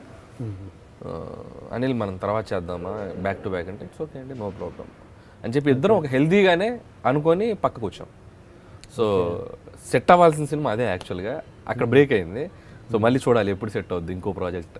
ఆ సినిమా తర్వాత ఫీల్ అయ్యాడా రిజల్ట్ని బట్టో లేకపోతే? లేదు, తనకు తెలుసు ఎలాగున్నా ప్రాజెక్ట్ ఆడుద్దని తనకు తెలుసు. కాకపోతే తను పర్సనల్గా మళ్ళీ నేను యాక్షన్ చేస్తే ఆడియన్స్కి back to back commercial films, action film చేయడం ఎందుకు, నన్ను వేరేలాగా చేద్దాం అని చెప్పి అనుకున్నారు ఆయన. సో ఆ ప్రాసెస్లో తను బయటకు వెళ్ళారు తప్ప. సో దానికి తనే చాలా హ్యాపీ ఫీల్ అయ్యారు. రిలీజ్ అయ్యాక ఫోన్ చేసి మాట్లాడారు రవికిషోర్ గారు కానీ, రామ్ కానీ, చాలా బాగా మాట్లాడారు. ఓకే, ఇంతకుముందు డైరెక్టర్స్ టాపిక్ వచ్చింది కాబట్టి శ్రీను వైట్ల గారు వీళ్ళు అరుణ్ ప్రసాద్ గారు మీ బాబాయ్ ఒకప్పుడు ఆయన తమ్ముడు లాంటి సినిమాలు చేసి సక్సెస్ఫుల్గా ఉన్న డైరెక్టర్. ఇప్పుడు ఆయన రియాక్షన్ ఏంటి అంటే ఏంటంటే ఆయన పాపం ఆల్మోస్ట్ తెరమరుగా అయిపోయారు డైరెక్టర్గా. ఇప్పుడు ఆయన రియాక్షన్ ఎలా ఉంటుంది, మీ సక్సెస్ని ఆయన ఎలా ఎంజాయ్ చేస్తున్నారు? చాలా ప్రౌడ్గా ఫీల్ అవుతున్నాను ఆయన దగ్గరికి నేను ఏం చెప్పైతే వచ్చానో జాయిన్ అయ్యే ముందు సో ఆయన ఒకటి చెప్పారు, చాలా టఫ్ ఉంటుంది ఇండస్ట్రీలో, ఇక్కడ పైకి రావటం కానీ సెటిల్ అవటం కానీ చాలా కష్టం అని చెప్పారు. బట్ హార్డ్ వర్క్ చేసి డీవియేట్ అవ్వకుండా అని ఒకటే మాట చెప్పారు, ఈ ఒక్క సెకండ్ కూడా డీవియేట్ అవ్వకుండా పని చేస్తే you can taste the success అని అదొకటే చెప్పారు ఆయన. నేను బిగినింగ్లో ఆయన దగ్గర జాయిన్ అయ్యేటప్పుడు అదొకటే బిలీవ్ చేశాను నేను. సో ఈరోజు ఆయన చాలా హ్యాపీగా ఉన్నారు. నేను రీసెంట్గా కూడా ఒక 1 month బ్యాక్ కలిశాను. So is very happy. నా ప్రతి ఫిలిం చూస్తారు, ఫోన్ చేసి మాట్లాడుతారు. F2 ఇంకా నేను మాట్లాడలేదు, చూసుంటారు, ఇంకా చేయాలి, ఓకే, చేసి మాట్లాడాలి, చూసుంటారు నాకు తెలిసి. Very happy. Okay okay. బాబాయ్ అంటే మా అమ్మ వాళ్ళ మేనత్త కొడుకు, అంటే మా అమ్మ ఫాదర్ సిస్టర్ కొడుకు. ఓకే. సో అలా. Okay okay. అంటే డైరెక్టర్స్ అనేవాళ్ళు నాకు తెలిసి 2 రకాలుగా ఉంటారు. ఒకటేమో తనకు నచ్చింది తీసుకుంటూ పోవడం, అది సిట్టా ఫ్లాపా పక్కన పెట్టి తనకు నచ్చింది తను సాటిస్ఫై అవుతే చాలు, ఆర్జీ గారి లాగా తనకు నచ్చింది తీసుకుంటూ పోవడం. ఇంకొకరు తనకు నచ్చకపోయినా తన కంటెంట్ ఇదైపోయినా కమర్షియల్ ఎలిమెంట్స్ జోడి చేస్తూ ప్రొడ్యూసర్ని సేఫ్టీగా ఉంచుతూ తనకు కొంచెం నచ్చకపోయినా గెట్ ఆన్ అవుతూ ఉండడం. ఈ రెండిట్లో మీరు ఏ టైప్ డైరెక్టర్? రెండోదే అండి, మొహమాటమే లేదు. రెండోదే అంటే ఒకటి నా ఇన్వెస్ట్మెంట్ అయితే, నేను పెట్టే రూపాయి అయితే నేను ఏమైనా చేయొచ్చు. ఇప్పుడు మీరు నన్ను నమ్మి, మీరు సపోజ్ ప్రొడ్యూసర్ అనుకోండి, నన్ను నమ్మి అనిల్ బాగా తీస్తాడని సినిమా నా దగ్గరకు వచ్చి నీ మీద ఒక 10 కోట్లు బడ్జెట్ పెడతానబ్బా, నాకు మంచి సినిమా తీసి పెట్టి అనిల్ అంటే, నేను మీకు పెట్టిన 10 కోట్లు ₹1 లాభం రాకపోయినా ₹1 నష్టం రాకుండా పనిచేయాలి. దానికి నేను ఏం చేయాలో అదే పని చేయాలి. That's what cinema. నేను బిలీవ్ చేసే సినిమా అదే. నిర్మాత బాగుంటే 10 మందికి వర్క్ దొరుకుద్ది. సో ఫస్ట్ ప్రయారిటీ నేను ప్రొడ్యూసర్కే ఇస్తాను. ఇది నా 4th ఫిలిం. ఆ ప్రొడ్యూసర్ తీసిన సినిమాకి at the end of the day అతనికి మన వల్ల నష్టం రావద్దు. మన డిస్ట్రిబ్యూటర్స్కి మన వల్ల అరే ఏం సినిమా తీసాడు అబ్బాయి, వీడి వల్ల మనకి ఎంత నష్టం వచ్చిందని వాళ్ళు ఫీల్ అవుద్ది. సో దానికి మనం ఎన్ని మ్యాజిక్లైనా స్క్రిప్ట్లో చేయండి. మేబీ కొంతమందికి మనం చేసేది నచ్చకపోవచ్చు, మేబీ కొంతమందిని మనం సాటిస్ఫై చేయలేకపోవచ్చు. What ever it is, at the end of the day ఏం మాట్లాడుతుంది, మన సినిమా రెవెన్యూ ఏంటి, మన సినిమా కొన్న వాళ్ళకి నష్టం వచ్చిందా లాభం వచ్చిందా, అదే కౌంట్ చేస్తారు. అనిల్ బాగా ఆలోచించాడు, లేకపోతే అనిల్ ఇది చేశాడు అది సెకండరీ. దీన్ని బట్టే కదా మనం సక్సెస్ డిఫైన్ చేస్తాం. నేను పెట్టిన డబ్బుకి రూపాయి వస్తే హిట్, పెట్టిన డబ్బులు రాకపోతే ఫ్లాప్. సో నేను రెండోదే నమ్ముతాను, ఆ రెండోదే చేస్తాను. Okay okay. ఇది ఇప్పుడు నడుస్తున్నప్పుడు అది okay, but the end of the day మన ఏమంటారు, ఏం జీవితం అంటారు అది, శేష జీవితంలో ఉన్నప్పుడు మనం చెప్పుకోవడానికి ఏం సినిమాలు తీసాంరా అని కూర్చున్నప్పుడు దానికి కొన్ని ఒక దంగల్, ఒక ప్యాడ్ మ్యాన్ లాంటి సినిమాలు ఉండాలి కదా మనకు కూడా. అలాంటివి చేయడానికి ఏం చేస్తుంటాను? నేను చేస్తాను ఇప్పుడు అది డెఫినెట్గా. ఆల్రెడీ నేను ఆ ప్లాన్లో కూడా ఉన్నాను. బట్ మీరు అన్నట్టు దంగల్ కూడా it's a commercial film. Yes, కమర్షియలే. But way of treatment, way of acting, way of screenplay అనేది కొంచెం న్యాచురల్గా ఉంటుంది, రియలిస్టిక్గా ఉంటుంది. సో ఆ జోనర్లో కూడా నేను సినిమా చేద్దాం అనుకుంటున్నాను. చేసినా కూడా నా కైండ్ ఆఫ్ లిటిల్ ఫన్ ఉంటుంది. ఇప్పుడు మేబీ ఇలాంటి ఎగ్జాస్ట్ లౌడ్ ఫన్ ఉండకపోవచ్చు, బట్ ఆ సినిమాకి కావాల్సినటువంటి చిన్న చిన్న ఫన్ ఎలిమెంట్స్ ఉంచుకుంటూ, బట్ అలాగే సిన్సియర్గా అటెంప్ట్ చేసి ఒక సినిమా చేయాలని ఉంది. బట్ సూన్ చేస్తాను అలాంటి సినిమా. మీరు అన్నట్టు లైబ్రరీ అన్నారు కదా, సో నేను ప్రతి సినిమాకి అది ఫిక్స్ అయ్యే చేస్తానండి. నేను తెలుసో తెలియకో సంగీతం శ్రీనివాసరావు గారిని కొంచెం ఎక్కువ ఫాలో అవుతుంటాను. ఓకే. ఎక్స్పెరిమెంట్ చేసిన డైరెక్టర్ ఆయన. At the same time experiments కమర్షియల్గా అందరికీ రీచ్ అయ్యేలా చేశాడు చాలా ఫిలిమ్స్. ఒక విచిత్ర సోదరులు అనే సినిమా ఒక మరగుజ్జు పాత్ర పెట్టి పక్కా కమర్షియల్ ఫార్మాట్లో తీశారు సినిమా. ఒక రివెంజ్, ఫాదర్ని చంపిన రివెంజ్ని ఒక చిన్న బాబు ఎలా మరగుజ్జు కమలాసన్ ఎలా రివెంజ్ తెచ్చుకుంది, అంతకు మించిన ఫార్మాటే ఉంది. సో నేను అది బిలీవ్ చేస్తాను. దానికి ఆ ఐడియా నుంచి నేను రాజా ది గ్రేట్ తీసుకున్నాను. ఒక డిజేబుల్ని ఏదైనా చేయగలడు అనేది మనం ఎక్కడో చోట మన ముందున్న మహానుభావులు చాలా చేశారండి సినిమాలో. మనం పెద్ద కష్టపడక్కర్లా. క్రియేటివిటీకి ఇప్పుడున్న దీనికి to be Frank 50s, 60s, 70s, 80s, 90sలో చాలామంది డైరెక్టర్స్లో ఎక్స్పెరిమెంట్స్ బోల్డ్ చేసేసారు. మనం కరెక్ట్గా చూసుకుంటే అలాంటి జోనర్స్ కొన్ని పిక్ చేసుకుంటే మంచి సినిమా చేసుకుంటూ వెళ్ళిపోవచ్చు. సో నేను సింగీతం గారిది కొంచెం ఫాలో అవుతుంటాను. అందుకే రాజా ది గ్రేట్ అనే సినిమా నేను అంత ధైర్యంగా అటెంప్ట్ చేయగలిగాను. ఇప్పుడు అదే రాజా ది గ్రేట్ని నేను కాబిల్లాగా తీయొచ్చు, లేదంటే కొంచెం రియలిస్టిక్గా కొంచెం లైవ్లీగా తీయొచ్చు. బట్ రవితేజ లాంటి హీరోతో నేను అంత బడ్జెట్ పెట్టి నేను ఆ సినిమా అలా తీస్తే అది రేపు వర్క్ కాకపోతే అసలు దాన్ని ఎవరు గుర్తించరు. సో అవన్నీ కొన్ని కాంప్లికేషన్స్ ఉంటాయి. వాటన్నిటిని పెట్టి మళ్ళీ అవుట్ ఆఫ్ లాజిక్ వెళ్ళకుండా చేయాలంటే చాలా కమర్షియల్ సినిమా తీయటమే చాలా కష్టం అండి. ఒక సెక్టర్ ఆఫ్ ఆడియన్స్కి సినిమా తీయడం చాలా ఈజీ. నన్ను అడిగితే ఒకటి బిలీవ్ చేసి వెళ్ళిపోవచ్చు. కమర్షియల్ సినిమా అనేసరికి ఓవరాల్గా అందరు ఆడియన్స్కి రీచ్ అయ్యేలా చేసేటప్పుడు కొంచెం తెలిసిన పాయింట్ ఉంటుంది, కొంచెం నావెల్గా కొన్ని చెప్పాలి, మళ్ళీ తీసిన సినిమా తీస్తే చూడరు. దాంట్లో ఏదో కొత్తదనం ట్రీట్మెంట్లోనో, ఫైట్స్లోనో, లేకపోతే డైలాగ్స్లోనో, ఎంటర్టైన్మెంట్ సీక్వెన్స్లోనో ఏవో కొన్ని కొత్త ఎలిమెంట్స్ పెట్టాలి. సో అది కొంచెం ఎప్పుడు రిస్క్ షాటే, దాన్ని జాగ్రత్తగా డిజైన్ చేసి చేయాలి కమర్షియల్ ఫిల్మ్స్. అంటే నాకు ఒక డౌట్ ఏంటంటే, ఇప్పుడు మీలాంటి ఒక డైరెక్టర్ స్టార్ అయ్యాక, లేకపోతే హీరో స్టార్ అయ్యాక వాళ్ళు ఎక్స్పెరిమెంట్ లాగానే ఒక సినిమాలు ఎందుకు చేయరు? అంటే బిగ్ బడ్జెట్ పక్కన పెట్టండి, మీరు ₹1 కోటి డైరెక్టర్ అనుకోండి, సపోజ్ ఒక 20 లక్షలు తీసుకొని మీ రెమ్యునరేషన్ తగ్గించుకొని, ఆ స్టార్ కూడా తగ్గించుకొని మేకింగ్ మీద తక్కువ పెట్టేసి, ఆ భారీ ఫైట్లు ఎలా ఉండవు కాబట్టి ఒక ఎక్స్పెరిమెంటల్ సినిమాలు ప్యాడ్మెన్ లాంటివో ఇంకోటో అలాంటివి చెయ్యొచ్చు కదా. ఎక్కడ ప్రాబ్లం అవుతుంది అది? నేను చేస్తాను, నాకు మిగతా వాళ్ళ గురించి నాకు తెలియదు, కానీ మీరు అన్నట్టు నేను చేస్తాను. రెమ్యునరేషన్ తక్కువ తీసుకొని ఆ కన్స్టెంట్ బడ్జెట్లో ఒక డిఫరెంట్ ఫిల్మ్ చేయాలని నాకు ఉంది, చేస్తాను. నేను 100% చేస్తాను. నా మార్కెట్ రెమ్యునరేషన్ ఎంత ఉన్నా కూడా నేను దానికంటే తక్కువ తీసుకొని నాకు అలాంటి సినిమా చేయాలని నాకు ఫీలింగ్ ఉన్నప్పుడు డెఫినెట్గా అదే దీంట్లో చేస్తాను. బట్ నేను చేస్తాను, ఐఎమ్ వెరీ హ్యాపీ. నేను చెప్తున్నాను కదా, నేను చేస్తాను. I'm ready to that. Okay, good.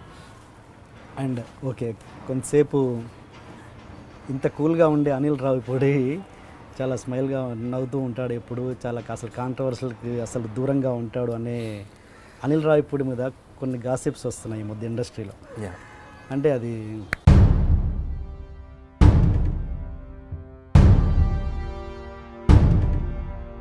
అన్నది ఒక డిస్కషన్ నడుస్తుంది, ఏంటి రీజన్?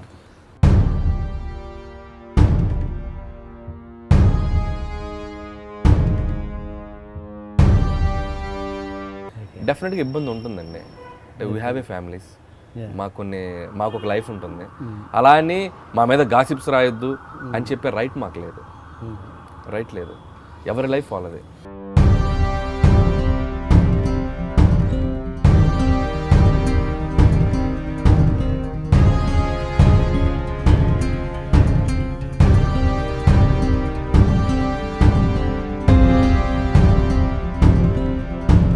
నేను ఎందుకంటే మీరు అన్నారే స్పాట్లో స్మైల్ ఫేస్ చేసుకుని తిరుగుతుంటారని, నేను అందరితో చాలా క్లోజ్గా మాట్లాడతాను. బట్ దానికి ఏంటంటే మేబీ ఒక గాసిప్ అనేది మార్కెట్లో జనాలు చూడటానికి ఇష్టపడతారు. That's the human psychology. ఎవరు నేను గాసిప్ రాసే వాళ్ళని నేను ఎప్పుడు తప్పు పట్టను. మనలో ఉన్న ఒక వీక్నెస్, ఒక ఒక ఒక ఒక పేజ్లో ఒక పాజిటివ్ న్యూస్ కంటే ఒక నెగిటివ్ న్యూస్కి వ్యూస్ ఎక్కువ ఉంటాయి. It's human psychology.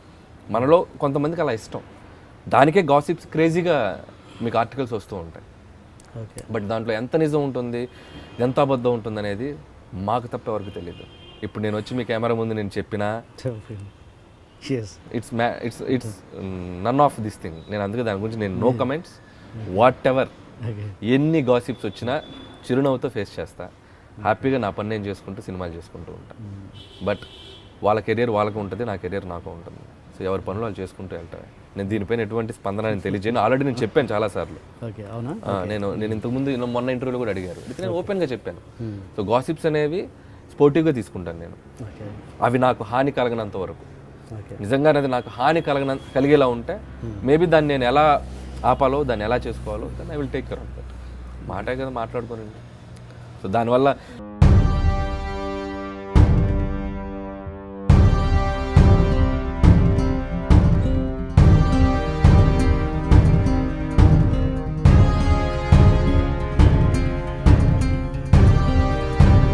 హ్యాపీగా ఈ చెవులతో విని వదిలేదు.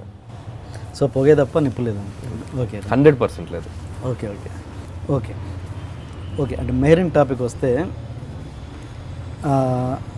నాకు తెలిసి, అంటే correct me if I'm wrong, అంటే నేను నా స్టేట్మెంట్ ఏంటంటే ఫస్ట్ టైం నాకు తెలిసి మెహరీన్ యాక్ట్ చేసింది సినిమాలో. చాలా మంచి మాట అన్నారు పాప. అంటే అంటే కొంచెం మా టాపిక్ కూడా ఏంటంటే ఒక తెల్ల తోలు ఉన్న ఒక డెడ్ ఫేస్ మెహరీన్ అన్నది ఒక ఓపెన్ స్టేట్మెంట్. అలాంటి ఆర్టిస్ట్తో Anil Ravipudi first time act చేయించాడు అన్నది నేను అంటాను. దాన్ని మీరు ఎలా తీసుకుంటారు? అమ్మాయి కృష్ణ గారి వీర ప్రముఖ కథ సినిమాలో కూడా బాగా చేసింది యాక్చువల్గా. మహాలక్ష్మి అనే క్యారెక్టర్ మీకు చూస్తే అమ్మాయికి ఆ సినిమా తర్వాత చాలా మంచి పేరే వచ్చింది కొంతవరకు. ఓకే. సో నానితో చేసింది ఆ ఫిలింలో మహాలక్ష్మి అని బెటర్గా పెర్ఫార్మెన్స్ చేసింది. సో మీరు తర్వాత సినిమాల్లో ఉన్నంత కాన్స్టెంట్గా కాకుండా కొంచెం బెటర్ పెర్ఫార్మెన్స్ ఆ సినిమాలో ఉంది. ఆ సినిమా చూసి చాలామంది అమ్మాయికి మిగతా సినిమాలు కూడా ఇచ్చారు. బట్ సక్సెస్ వచ్చింది. బట్ లేదు, మీరు స్క్రీన్గా అబ్జర్వ్ చేస్తే మీకు తెలుస్తుంది. అంటే మిగతా సినిమాలతో కంపేర్ చేస్తే రాజా ది గ్రేట్ కానివ్వండి, మహానుభావుడు కానివ్వండి, పోలీసు కృష్ణగాడి వీరబ్రహ్మ కదా బెటర్ పెర్ఫార్మెన్స్ బికాస్ క్యారెక్టరైజేషన్. దాంట్లో మహాలక్ష్మి నేను చెప్పానా సంథింగ్ ఒక క్యారెక్టరైజేషన్ ఏదో ఉంటుంది. సో అది ఎక్కడో కొంతమంది కనెక్ట్ అయ్యారు ఆడియన్స్లో. ఎప్పుడైనా ఏ క్యారెక్టర్ అయినా ఆడియన్స్లో కనెక్ట్ అయ్యేది ప్రాపర్ క్యారెక్టరైజేషన్ ఉంటే కనెక్ట్ అవుతుంది. సో ఆ క్యారెక్టరైజేషన్ లేకుండా మనం ఊరికే పెట్టినప్పుడు మేబీ ఆర్టిస్ట్కి కొంచెం ఇది ఉంటే అది పట్టుకొని వెళ్ళిపోతారు. మేబీ ఆ ఆర్టిస్ట్ అది పట్టుకోలేకపోతే అది ఏమీ చేయట్లేదు అనే ఫీలింగ్ కనపడుతూ ఉంటుంది. సో మేబీ ఆ అమ్మాయికి ముందు చేసిన సినిమాల్లో ఎక్కువగా అమ్మాయి సెంట్రిక్ క్యారెక్టరైజేషన్ ఏదో ఉండిండదని ఫీలింగ్. రాజా ది గ్రేట్లో కూడా చూస్తే ఊరికే సోబర్గా ఫీల్ అవుతూ ఉండే క్యారెక్టర్ తప్ప పెద్ద పెర్ఫార్మెన్స్కి స్కోప్ ఉన్న క్యారెక్టర్ కాదు రాజా ది గ్రేట్ కూడా. సో నేను రాజా ది గ్రేట్ జరుగుతున్నప్పుడే తను ఎప్పుడు చెప్తుండేది, నాకు ఒక మంచి క్యారెక్టర్షన్ ఇస్తే నేను బాగా చేస్తాను, హనీ ఈజ్ ద బెస్ట్ లాగా బిహేవ్ చేస్తుండేది ఆఫ్ స్క్రీన్ షూటింగ్ స్పాట్లో. సో నాకు అనిపించేది ఇట్లా తను ఓవర్గా ఫీల్ అయ్యే ఒక క్యారెక్టర్ ఉంటే ఏంటి అని అనిపించింది. అదే ఆ క్యారెక్టరేషన్ చేసాం. దానికి హనీ ఈజ్ ద బెస్ట్ అని ఒక చిన్న జేసీ వెంకటేష్ రాజా ది గ్రేట్లో ఒక చిన్న పాప షూటింగ్కి వచ్చి డైలీ వచ్చి అంకుల్ గుడ్ మార్నింగ్ అని చెప్పి హనీ ఈజ్ ద బెస్ట్ అని చెప్పి వెళ్ళేది. టిపికల్గా ఉంది అని చెప్పి ఆ అమ్మాయి మేనరిజమే కొట్టేసాం. పాపం స్టేజ్ మీదకి పిలిచి నిన్ననే సక్సెస్ మీట్లో పైకి పిలిచి అనౌన్స్ చేశాను నేను. సో ఇన్స్పైర్ వచ్చిందా తను? Okay okay. అండ్ మీ సినిమాలకి టైటిల్స్ ఏంటి అసలు? నాకు తెలిసి ఇప్పటివరకు ఒక తెలుగు టైటిల్ కూడా పెట్టలేరు, ఏంటి రీజన్? నేను అంత నిజంగా లేవు కదా. Correct, Pataas, Supreme, Raja the great, F2 కరెక్టే. ఈసారి పెడతానండి. ఈ కంప్లైంట్కి నా దగ్గర ఆన్సర్ లేదు. ఓ తెలుగు టైటిల్ పెట్టాలి, అవసరం ఉంది. అంటే కొంచెం సుప్రీం అనేది కారు పేరు, అది అలా అయిపోయింది. పటాస్ అంటే చిన్న క్రాకర్ అనుకుని అది పెట్టేసాం. రాజా ది గ్రేట్ అంటే ఓకే, అది ద గ్రేట్ ఇంగ్లీష్ చెప్పింది. F2కి ఫన్ అండ్ ఫ్రస్ట్రేషన్ ఛాన్స్ దొరకలే. కరెక్టే, దీనికి సంక్రాంతి అల్లుళ్ళు అని చెప్పి ఒకటి పెట్టాం కానీ బట్ మెయిన్ టైటిల్ F2ఏ. సో నెక్స్ట్ సినిమాకి దీన్ని తీవ్రంగా పరిగణలోకి తీసుకొని టిఎన్ఆర్ గారు కోరిక మేరకు తెలుగు టైటిల్ పెడతాను నేను. Good, very good. And F2 title విషయానికి వస్తే అసలు అలాంటి టైటిల్ ఒక మాస్ హీరోల మీద పెట్టాలంటే కొంచెం ధైర్యం కావాలి యాక్చువల్గా. అది ఊళ్ళల్లో ఏమనుకుంటున్నారు అసలు ఆ టైటిల్ని? బీసీలలో దాన్ని F2 అని అంటున్నారా లేదా సంక్రాంతి అల్లుళ్ళు అంటున్నారా? అసలు F2 అంటే వాళ్ళకి అర్థమవుతుందా? బీసీల్లో వెంకటేష్ గారు వరుణ్ సినిమా అంటున్నారు యాజ్ ఆఫ్ నౌ. అది ఎంత రీచ్ అయిందో నాకే తెలియదు. F2 నిజంగా కొంచెం రిస్క్ టైటిలే. అంటే ఏ క్లాస్ సెంటర్ వరకు ఓకే, సోషల్ నెట్వర్క్ వరకు ఓకే, బట్ ఫన్ ఫ్రస్ట్రేషన్ అనేది మనకి సినిమా త్రూ అవుట్ ఉండటంతో సినిమా చూసాక చాలా మందికి అర్థమై ఉండొచ్చు. ఫ్రస్ట్రేషన్ అనేది ప్రతి వాడి లైఫ్లో భాగమే కాబట్టి, సో ఆ ఫ్రస్ట్రేషన్ పదం ఎక్కువ వాడుతూ ఉంటాం కాబట్టి సినిమా చూసాక చాలా మందికి అర్థమై ఉండొచ్చు టైటిల్. వన్స్ సినిమా కనెక్ట్ అయిపోయారు కాబట్టి వాళ్ళు కనెక్ట్ అయ్యి వెళ్ళిపోయింది. డెఫినెట్గా భయం ఉంది కాబట్టి మేము సంక్రాంతి అల్లుళ్ళు అని చెప్పి టైటిల్ కింద కొంచెం బోల్డ్గా పెట్టాం. సపోజ్ కింద స్టేషన్ వాళ్ళకి అర్థం కాకపోతే అలా అనే చిన్న డౌట్ వచ్చే సంక్రాంతి అల్లుళ్ళు అని పెట్టాం. Okay okay. అండ్ సినిమా ఏంటి కొంచెం ప్రియదర్శన్ స్టైల్లో వెళ్తున్నారేంటి? F2లో ఆల్మోస్ట్ అది అనిపించింది నాకు. అవునా? కరెక్ట్. అది అంటే ఫస్ట్ హాఫ్ వరకు నేను మన తెలుగు నేటివ్ వెళ్ళిపోయాను. కొంచెం మన పర్టికులర్ కొన్ని తెలుగు టైప్ ఆఫ్ కామెడీ వెళ్ళాం జంజాల్ గారి స్టైల్లో ఫస్ట్ హాఫ్ వరకు. సెకండ్ హాఫ్ కొంచెం ప్రియదర్శన్ గారి లాగా క్లైమాక్స్ కానివ్వండి, కొంచెం మైకేల్ మదన్ కామరాజు, సో కొంచెం ఇన్స్పైర్ అయ్యాను నేను. సో నాకు ఎప్పటి నుంచో అలాంటి ఒక గోలగోలగా ఉండే క్లైమాక్స్ చేయాలని నా కోరిక. మనకి పెద్దరికంలో ఉంటుంది అంటే ఒక చైన్ ఉంటుంది, క్యారెక్టర్స్తో ప్లే చేస్తూ ఉంటారు. మనీలో ఉంటుంది, మీకు మనీ క్లైమాక్స్ చూస్తే ఒక బంగ్లాలో నంబర్ ఆఫ్ క్యారెక్టర్స్ మధ్య ఒక ప్లే. అలా భాగ్యలక్ష్మి బంపర్ డ్రా ఉంటుంది, ఆయనది ప్రియదర్శన్ గారిది మాలామాల వీక్లీ తెలుగు తీశారు. వెల్కమ్ హిందీలో మీకు ఒక హౌస్ ఇది ఉంటుంది. సో ఆ టైప్లో ఒకటి చేద్దాం అనిపించే బ్రిడ్జ్ కామెడీ చేసాం. సో అది దేవుడి దేవుల వర్క్ అయింది. సో అట్లా కొంచెం ఆయనది ఇన్స్పైర్ అయ్యింది. అండ్ F2 సీక్వెల్ తీస్తూ ఉంటున్నారు కదా, దానికి టైటిల్ ఏం పెడతారు అప్పుడు? F3. అది F3 ఎలా అవుద్ది అప్పుడు? F3 అంటే ఇంకో F యాడ్ అవుద్ది. ఫన్ ఫ్రస్ట్రేషన్కి ఇంకో F యాడ్ అవుద్ది. ఆ F ఫైట్సా, ఫీలా, ఇంకోట ఫసక్క, ఏ F వస్తుందో తెలియదు, బట్ ఇంకొక F యాడ్ అవుద్ది. మోర్ ఫన్నా, ఇంకేమైనా అవ్వచ్చు. మీరు అంటే మామూలుగా రైటర్గా ఎన్ని సినిమాలు చేశారు ఇప్పటివరకు? అఫీషియల్గా కార్డ్ పడ్డ సినిమాలు అంటే శంఖం, మసాలా, హ్యాపీ హ్యాపీగా, కందిరీగా. సో ఓన్లీ ఒకటే హిట్ అంతేనా? ఒకటే హిట్. దరువు ఏంటి దాన్ని అనలైజ్ చేసుకుంటే ఏమనిపిస్తుంది అంటే ఒక రైటర్లోంచి వచ్చిన ఫ్రస్ట్రేషన్లోంచి వచ్చిన డైరెక్టరా మీరు, లేకపోతే రైటర్ అనే ఫన్నులో నుంచి ఫ్రస్ట్రేషన్గా మారి డైరెక్టర్ అయ్యా F2 అలా ఏం కాదు. బట్ మేబీ అంటే అన్ని సినిమాలు ఆడుంటే నేను బిజీ రైటర్ని అయి ఉండేవాడిని. ఓకే, ఇప్పుడు సపోజ్ మీరు అన్నట్టు సక్సెస్ అనేది క్రైటీరియా కాబట్టి ఇప్పుడు అన్ని సినిమాలు సక్సెస్ అయి ఉంటే నేను ఇంకా రైటర్గా కంటిన్యూ అవుతూ ఉండేవాడినేమో, ఇంకో సినిమాలు చేస్తూ. ఇప్పుడు ఫ్యూచర్లో వేరే రైటర్ స్క్రిప్ట్లు డైరెక్ట్ చేసే ఉద్దేశాలు ఉన్నాయా, లేదా మీరు డెఫినెట్గా మంచి స్క్రిప్ట్ ఏదైనా నాకు సజెస్ట్ చేస్తే నేను తీసుకొని చేయడానికి కూడా రెడీ. సో నాకు ఇదేం లేదు, వాళ్ళకి కంప్లీట్ క్రెడిట్ ఇచ్చి హ్యాపీగా పనిచేస్తాను. సో మంచి స్క్రిప్ట్ నాకు నచ్చితే కనుక ఐ విల్ డూ. ఓకే. ఇప్పుడు అంటే రైటర్గా ఎలాంటి స్ట్రెయిన్ ఫీల్ అవుతారు? ఇది రెండు ఒకే వ్యక్తి అయినప్పుడు ఓకే, కంఫర్ట్ ఎలాగో ఉంటుంది, అది ఓకే ఒప్పుకుంటాను. బట్ స్ట్రెయిన్ అన్నది కూడా ఎలా ఉంటుంది? స్ట్రెయిన్ అంటే కొలత, ఒక సీన్ కొలత. మనకి ప్రతి సినిమాకి లెంతే ఆ సినిమా సక్సెస్ని డిసైడ్ చేస్తుంది. సో మనం బోర్ కొట్టించకుండా ఆ సినిమా ఎంత త్వరగా అయిపోతే ఆ సినిమా ఆడినంత బాగా ఎంజాయ్ చేస్తాడు. సో మనం తీసే సీన్ నిడివి ఒక 3 నిమిషాల, 4 నిమిషాల, 5 నిమిషాల అనేది రైటర్ పెన్నుకి డైరెక్టర్ తీతకి మధ్యలో ఉంటుంది. సో ఈ సీన్ని మొత్తం యాజ్గా తీస్తే 6 నిమిషాల సీన్ రావచ్చు. ఓకే, దాన్ని నేను ఎడిట్ చేసి దాన్ని ఒక 3.5 నిమిషానికి షార్ప్ చేసేయచ్చు. సో ఇక్కడే చాలా ప్రెషర్ ఉంటుంది రైటర్గా, డైరెక్టర్గా. ఓకే, బాగున్న డైలాగులు తీయాల్సి వస్తుంది, బాగున్న సీక్వెన్స్ లేపాల్సి వస్తుంది. దాన్నప్పుడు కొంచెం బాగా ఇబ్బందిగా అనిపిస్తుంటుంది మనకి. అర్రే మంచి సీన్లు వెళ్ళిపోతున్నాయి, ఆ సీన్ ఉంటే బాగుండేదే, ఈ పంచ్ ఉంటే బాగుండేదే. కానీ అంతే నిర్దాక్షిణ్యంగా డైరెక్టర్గా మనం ఎడిటింగ్ రూమ్లో ఉండగలిగితేనే సక్సెస్ అనేది ఆ చిన్న డిఫరెన్సే అది ఎప్పుడు ఉంటుంది. బట్ నేను దాన్ని కొంచెం బాగా నిర్దాక్షిణ్యంగా ఉంటాను. నేను మా ఎడిటర్ తమిరాజ్ గారికి పోటీగా ఉంటాను. నేను ఎడిటింగ్ రూమ్లో తీయాల్సి వస్తే ఆయనకి ఎదురు వెళ్తాను నేను. ఆయనే బతిమాలుకుంటాడు కొన్ని, ఉంచుదాం సార్. సో అంత నిర్దాక్షిణ్యంగా ఉంటాను ఎడిటింగ్ రూమ్లో. మీరు నిర్మాతకు ఎంత వేస్టేజ్ ఇచ్చే డైరెక్టర్? మ్యాక్సిమం అంటే బిలో 50 ఉంటుందండి మ్యాక్స్ వేస్టేజ్ అంటే, 50 to 70. అది కొన్ని నా తప్పే కాకుండా కొన్ని ప్లానింగ్లో కూడా జరుగుతూ ఉంటాయి. పర్టికులర్గా నా వల్ల అంటే మ్యాక్స్ 50 దాటుతా వేస్టేజ్ ఎప్పుడు, హోల్ బడ్జెట్లో. 50 అంటే 50 lakhs. 50 lakhs, ఓకే, హోల్ బడ్జెట్లో. అది నేను ఎక్సెస్ చెప్తున్నాను. సో నేను ఎందుకంటే ఇప్పుడు F2 చూస్తే 75 daysలో చేసాం. ఈ సినిమాకి మాకు 2 సార్లు అబ్రాడ్ అవడం వల్ల కొంచెం బడ్జెట్ పెరిగింది. ఓకే, ఒకేసారి వెళ్ళుంటే చాలా వరకు ఇంకొక 2-3 కోట్లు తక్కువ చేసి ఉండేవాళ్ళు. ఓకే. సో అట్లా కొన్ని ప్లానింగ్లో చిన్న అసలు ప్రాపర్గా పర్ఫెక్ట్ పిన్ టు పిన్ తీసే డైరెక్షన్కి అసలు ఛాన్స్ ఉండదా అసలు? మిమ్మల్ని కాదు, ఎనీబడి. అది మన బడ్జెట్ అనేది కష్టం అండి, కంట్రోల్లో ఉండదు. ఒక్కొక్కసారి ఒక లొకేషన్ మనం ఒకటి అనుకుని పేపర్ మీద వేసుకుంటాం, వాడు ఇవ్వాలిగా, మనం 1,00,000 అనుకుంటాం మన బడ్జెట్. అదోకే నేను అది సీన్స్ కొన్ని అనవసరంగా తీసి అదంటారా? అది 80% పాసిబుల్ అండి. మనకి నా సినిమాకి నేను తీసే రష్ మ్యాక్స్ 2 గంటల 40 నిమిషాలు ఉంటుంది అంతే. రష్, ఫైనల్ రష్ అంటే ఎడిట్ చేస్తే తీసిన సినిమాని 2 గంటల 40 నిమిషాలు అంతకంటే మించి ఉండదు. ఓకే, సో నేను మహా అయితే 20 నిమిషాలు ఎడిట్ చేస్తాను. సో కాబట్టి స్క్రిప్ట్లోనే మ్యాక్సిమం తక్కువ ఉంటుంది. సో దాన్ని కొంచెం ఎంత తక్కువ చేసుకోవాలనేది చూసుకుంటాను. అంటే 220, 225 దాటి వెళ్ళను నేను ఎప్పుడు. 225 లేదా మనం ఒక బాహుబలి అంటే మాస్టర్ క్లాస్ తీస్తే ఒక 2:53 గంటల వరకు.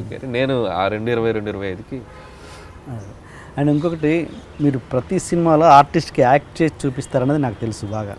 ప్రతి ఆర్టిస్ట్కి చెప్తారా మీరు? సో మ్యాక్సిమం కథ చేసేటప్పుడే ఆ క్యారెక్టర్ టైమింగ్ అనేది ఫిక్స్ అవుతాను నేను. అది లేడీ ఆర్టిస్ట్ అయినా ఎవరైనా, మగ జెంట్స్ అయినా, సో వాళ్ళకి ఒక మేనరిజం ఆ టైమింగ్ ఒకటి ఫిక్స్ అవుతాం. సో అది నేను బలంగా నమ్ముతా. సో అది అలా చేస్తే బాగా వర్క్ అవుద్ది అని. సో అది కూడా నేను అవుట్ ఆఫ్ ద వెళ్ళి నేను చేయను. ఆ body language, artist body language ఉంటుందో దానికి అటో ఇటో ఉంటుంది, +1 or -1 ఆ దీంట్లోనే ఉంటుంది. ఫర్ ఎగ్జాంపుల్ F2లో రఘుబాబు గారిది సెటిల్గా ఉంటుంది, అంటే ఆయనది +5 అంటే -2 చేసాం. Okay, settle performance. సో దానికి ఒక టైమింగ్ ఉంటుంది. వెంకీ ఏంటి వెంకీ అంతే బ్లాంక్ ఫేస్తో బయలుదేరు దాదా వెంకీ ఇలాగే ఉంటుంది. సో అదొకటి గ్రాఫ్ అనుకుంటాం. ప్రగతి గారిది +3, ఆవిడ జనరల్గా చేసి దానికంటే ఒక 3 ఎక్కువ చేపిద్దాం, ఏందయ్యా ఇలా ఉంటుంది మీటర్. సో అవి తీసుకుంటాం కేర్. సో ఆ బాడీ లాంగ్వేజ్ ఎలా చేస్తే బాగుంటుంది ఏంటి. కానీ ఇలా డైరెక్టర్ మొత్తం అందరికి ఆర్టిస్ట్కి యాక్ట్ చేసి చూపించడం వల్ల ఒక ప్రమాదం ఉంది కదా, మొత్తం సినిమా అంతా అనిల్ రావు ఇప్పుడే కనబడతాడు. లేదుగా మీకు F2 చూసినప్పుడు అలా అనిపించిందా? అనిపించలేదు, బట్ అలాంటి ప్రమాదం ఉందంటే అందరూ ఒకలా చేస్తే ప్రమాదం ఉంటుంది, అందరూ డిఫరెంట్గా చేస్తే ప్రమాదం ఉండదుగా. నేను అదే అంటుంది, నేను ప్రగతి గారికి చేస్తే నేను ప్రగతి గారిదే ప్లస్ మైనస్ చేస్తున్నాను కానీ రఘుబాబు గారి తెచ్చి ప్రగతి గారికి నేను పెట్టట్లేదు. ఓకే, రఘుబాబు గారిది చేస్తే రఘుబాబు గారిదే ప్లస్ మైనస్ ఉంటుంది తప్ప మళ్ళీ రఘుబాబు గారిది ఆలీ గారి టైమింగ్ నేను పెట్టను. ఓకే, మీకు అందరి టైమింగ్ ఒకటే ఆర్టిస్ట్ చేస్తే మీరు అన్నట్టు అదే వస్తుంది. నేను ఎవరి టైమింగ్ వాళ్ళకే అడ్జస్ట్ చేస్తుంటా అంతే, వాళ్ళకి చూనే అడ్జస్ట్ చేస్తుంటా. జేపీ గారిది రాయాలంటే జేపీ గారి టైమింగ్కి వెళ్ళి రాస్తాం, జేపీ గారిది బ్రహ్మానందం టైమింగ్కి రాస్తే మిస్ ఫైర్. ఓకే, సో అలా వాళ్ళ టైమింగ్ ఏదో పట్టుకొని దానికే రాయాలి.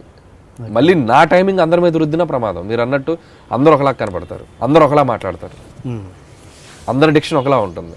ఓకే, నేనే ఒకటి ఫిక్స్ అయ్యి అందరికి ఒకటి ఫిక్స్ చేస్తాను. సో అది నేను అసలు ఎప్పుడు మీరు ఏ సినిమాలో చూసుకోండి 4 సినిమాల్లో అది ఎక్కడ జరగదు. ఓకే, ఓకే, పర్టికులర్ క్యారెక్టర్కి పర్టికులర్ టైమింగ్ వాళ్ళ దానికి తగ్గట్టు సెట్ చేస్తాం. Okay, okay. నాకు ఇంతకుముందు మాట్లాడుతుంటే గుర్తొచ్చింది మీ ఫస్ట్ సినిమా పటాస్, పవన్ కళ్యాణ్ గారి టాపిక్ వచ్చింది కాబట్టి ఆ సినిమా పవన్ కళ్యాణ్ గారు చేసి ఉంటే ఎలా ఉండేదని. చేస్తుంటే డెఫినెట్గా అదొక వేరే టైప్ ఆఫ్ సినిమా అయ్యి ఉండేది. బట్ టు బీ ఫ్రాంక్ చేయలేదు కాబట్టి సో నాకు అవకాశం ఇచ్చిన కళ్యాణ్ రామ్ గారికి ఆ సినిమా వచ్చినందుకు నాకు చాలా హ్యాపీ. ఎందుకంటే నేను ఎవరిని అంటే నా వెనక్కి తిరిగి చూసుకుంటే పటాస్ లేకపోతే ఈరోజు నేను సుప్రీం లేదు, రాజాది గ్రేట్ లేదు, F2 లేదు. సో పటాస్ అప్పుడు కళ్యాణ్ రామ్ గారు ఉన్న సిచ్యువేషన్స్కి, ఆయన ఉన్న ఫైనాన్షియల్ కండిషన్స్కి నన్ను నమ్మి నాకు ఒక లైఫ్ ఇచ్చాడంటే సో అది నేను లైఫ్ టైం ఆయనకి నేను రుణపడి ఉండాలి కళ్యాణ్ రామ్ గారికి. సో అప్పుడు ఓం తర్వాత సినిమా అది. సో ఆ టైంలో వాళ్ళు సినిమా ప్రొడక్షన్ కూడా చెయ్యాలా లేదా అన్న ఒక 50-50లో ఉన్నారు వాళ్ళు. కేవలం నాకు మాట ఇచ్చారు, నీ కథ నచ్చింది, నీ సినిమా ఎవరు తీపినా నేను ప్రొడ్యూస్ చేస్తా అని చెప్పారు కళ్యాణ్ రామ్ గారు. సో మాట ఇచ్చాడు, నమ్మి ఆ సినిమా తీశారు. సో నాకు అది అందుకే నేను ఎన్నిసార్లు వెనక్కి తిరిగి చూసుకున్నా పటాస్ అనేది ఇట్స్ మై అడ్రస్. సో అది నేను వేరే ఎక్స్కేల్ ఆలోచించను. సో నాకు ఛాన్స్ ఇచ్చింది కళ్యాణ్ రామ్ కాబట్టి ఐఎమ్ వెరీ హ్యాపీ. సో అది ఆయనకు చేసినందుకు. అండ్ ఇంతకుముందు నెక్స్ట్ రేంజ్ స్టార్స్కి ఎందుకు వెళ్ళలేకపోతున్నారు అనిల్ రావిపూడి అన్నదానికి ఇక్కడే ఇప్పుడు సపోజ్ పటాస్ చేశారు, డెఫినెట్గా ఎంతో కొంత ఎన్టీఆర్తో మీకు సాన్నిహిత్యం ఏర్పడి ఉంటుంది. అప్పుడే తెలిసి ఉండాలిగా అనిల్ రావిపూడి స్టఫ్ ఏంటన్నది అక్కడే తెలిసి ఉండాలిగా ఒక స్టార్ అయిన ఎన్టీఆర్కి. అలా ఎందుకు కుదరవు సినిమాలు, అక్కడ ఎందుకు ట్యూన్ అవ్వవు? తారక్ గారు అప్పుడు వచ్చి కలిసి చాలాసార్లు మేము ఈవినింగ్ టైమ్స్లో కలిసేవాళ్ళం. సో తారక్ గారు ఎప్పుడు పాయింట్ చెప్పమనేవారు నాకు వచ్చి. బేసిక్గా ఆ టైంకి ఆయన సినిమా ఏదో ప్యారలల్గా జరుగుతూ ఉంటాము అంటే కుదరలేదు టైం నాకు. తర్వాత నేను రాజా దగ్గర టైంలో నేను తారక్ గారిని కలిశాను, ఆయనకు ఒక పాయింట్ చెప్పాను, కథ చెప్పాను. అప్పుడు జైలవకుశ బాబీ జరిగింది పక్కన. సో నేను వెళ్ళి అంటే ఆ బిలీఫ్ ఉండబట్టేగా వాళ్ళకి వచ్చి ఒక గంట కథ వినాల్సిన ఇది ఉండేది కాదు కదా.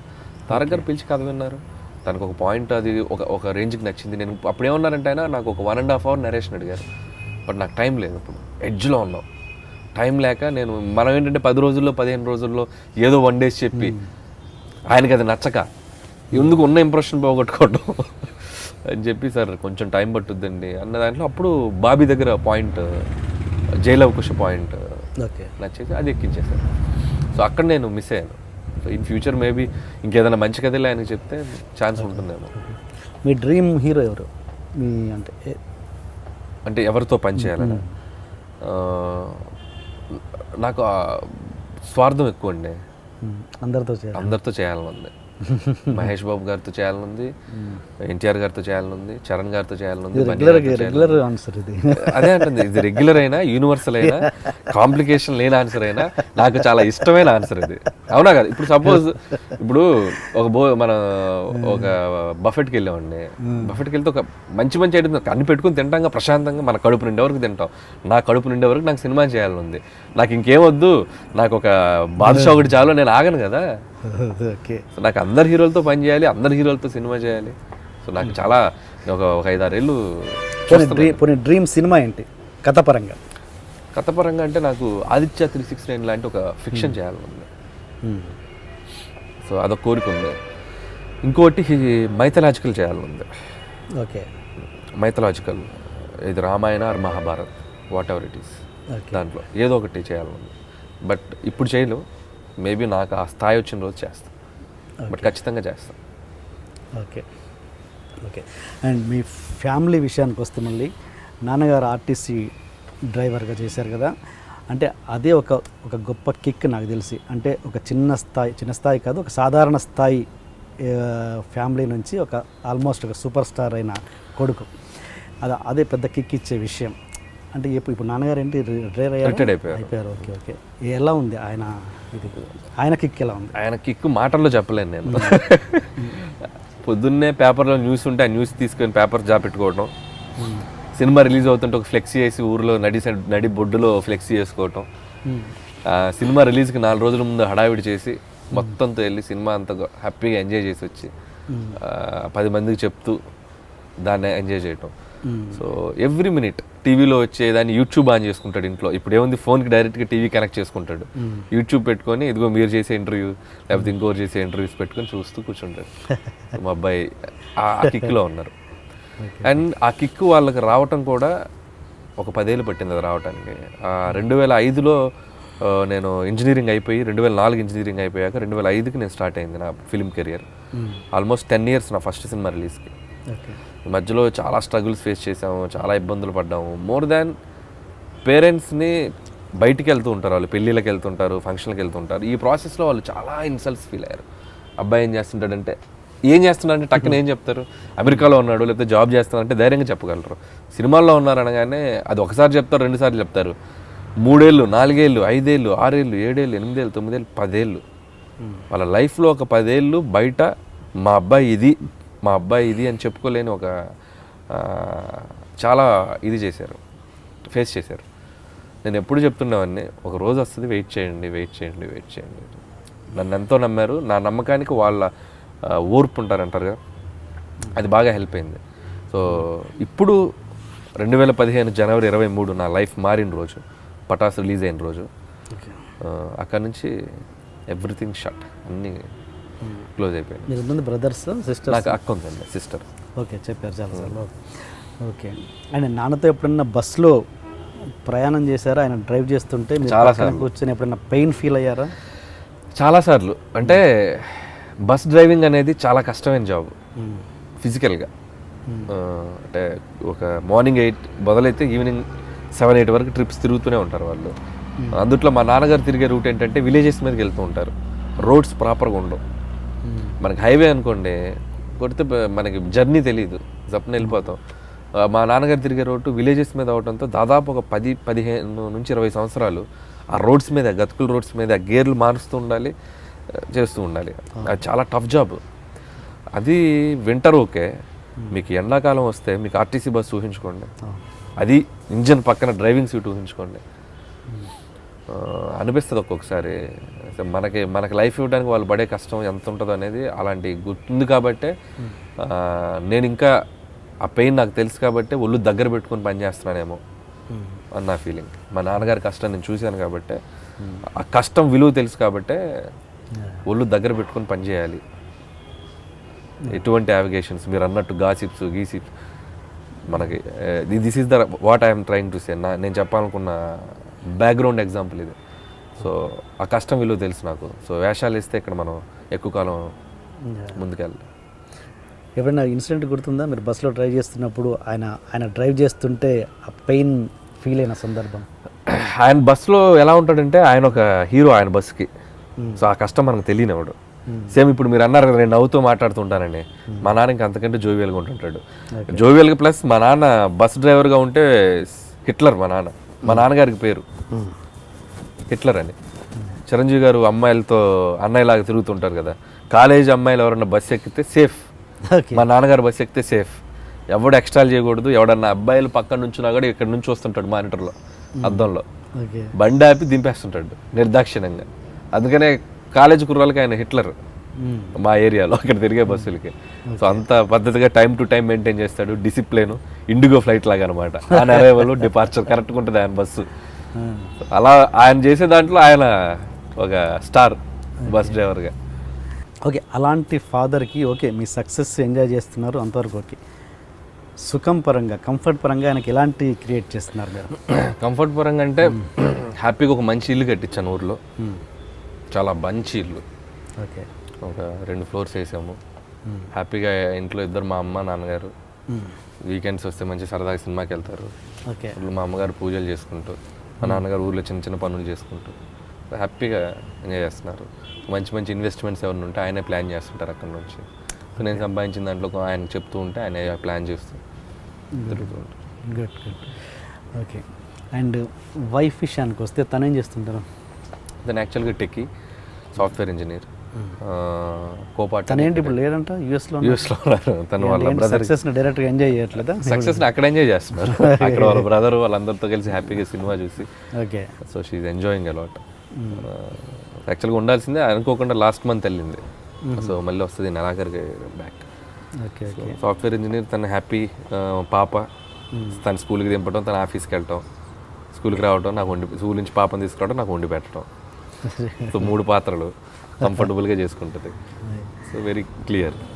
అసలు ఏంటి మీ లవ్ స్టోరీ ఎలా అయింది చెప్పండి. అది అంటే ఇట్స్ నాట్ లవ్ స్టోరీ కాదు కానీ బీటెక్లో ఇద్దరం క్లాస్మేట్స్ మేము. ఎప్పుడు అంటే లవ్ యాంగిల్ అనేది మాకు ఫస్ట్ ఎక్కడ లేదు, జనరల్గా మాట్లాడుకుంటూ ఉండేవాళ్ళం. అలాంటి సడన్గా ఒకసారి ఎప్పుడో కలిసినప్పుడు మాటల్లో తనకి మ్యాచెస్ చూస్తున్నారు, మనకి ఇంకా 2012 అనుకుంటా. నేను ఇంకా డైరెక్షన్ ట్రయల్స్లోనే ఉన్నాను. ఏదో పనిలో ఊరికే తెలిసిన అమ్మాయి, రైటర్గా ఉన్నాను, బాగా తెలిసిన ఫ్రెండ్. నేను మామూలుగా క్యాజువల్గా త్రో చేశా, సరదా పెళ్లి చేసుకుందాం. అమ్మాయి సీరియస్గా తీసుకుంది. బాధపడారా? Very happy. సీరియస్గా తీసుకుంది కాబట్టి నేను సీరియస్గా కనెక్ట్ అయ్యి పెళ్లి ఇమీడియట్గా అయిపోయింది ఒక దీంట్లో. But very good. తను పర్సనల్గా కూడా మంచి సేమ్ క్యాస్ట్. ఓకే. సో ఆ ప్రాబ్లం ఏం లేదు. సో అందరం happy. So nothing is personal లైఫ్లో ప్రతి మ్యారేజ్ లైఫ్లో ఉండే చిన్న చిన్న ఫ్రస్ట్రేషన్స్ అనేది ప్రతి ఇంట్లో ఉండేవే. అవే ఈరోజు ఒక 50 కోట్లు కలెక్ట్ చేయడానికి కారణమైంది. ఈ సినిమాలో పెట్టిన మీ ఫ్రస్ట్రేషన్ ఏంటి? ఈ సినిమాలో ఫుడ్ ఒకటి నా personal experience. Food Tamannaah food పెట్టగానే పొద్దున్నే దోశ పెట్టగానే ఎలా ఉందని అడిగితే వెంకటేష్ గారు చెప్తారు కదా, ఫస్ట్ బాగాలేదనగానే ఓపెన్గా చెప్పొచ్చు కదా వెంకీ బాగాలేదంటే బాగాలేదని. సరే నెక్స్ట్ రోజు ఉప్మా పెట్టి తినగానే బాగుందని, అంత రూడ్గా చెప్తామంటే 2వ రోజు బాగాలేదని చెప్తారు కదా, అంత రూడ్గా చెప్తామంటే బాగుందని కాస్త కన్సిడర్గా చేయొచ్చు కదా. ఇది నా పర్సనల్ లైఫ్లో నేను ఫేస్ చేశాను. సేమ్ దోశ వేసింది, నేను సోఫాలో తింటూ ఎలా ఉంది అంటే బాగానే ఉందిలే, తను తినింది. ఇంత దరిద్రంగా ఉంటే బాగుందని చెప్తావు, ఆ మాత్రం ఓపెన్గా ఉండలేవా అని వెళ్ళింది కిచెన్లోకి. సరే నెక్స్ట్ రోజు ఇడ్లీ పెట్టింది, తిన్నాను. ఎలా ఉంది అంటే ఉప్పు ఎక్కువైంది, కొంచెం పిండి కూడా బాగాలేదు అని కొంచెం ఎక్కువ ఇచ్చా డీటెయిలింగ్. అంత స్ట్రైట్గా చెప్తావంటే ఓ 2 ముద్దలు తిని కాస్త ఇదిగా చెప్పొచ్చుగా, అంత స్ట్రైట్గా చెప్తావేంటి నేను. అప్పుడు అర్థమైంది ఆడవాళ్ళని హ్యాండిల్ చేయడం అంత ఈజీ కాదు. అది సర్ఫ్ ఎక్సెల్ కూడా సెల్ఫ్ ఎక్స్పీరియన్స్. సర్ఫ్ ఎక్సెల్ అంటే ఆడవాళ్ళు ఒక గొడవలో కనెక్ట్ అయితే ప్రతి గొడవకి అది తెచ్చేస్తారు. మీరు గమనించండి, ముఖ్యంగా భార్యలు.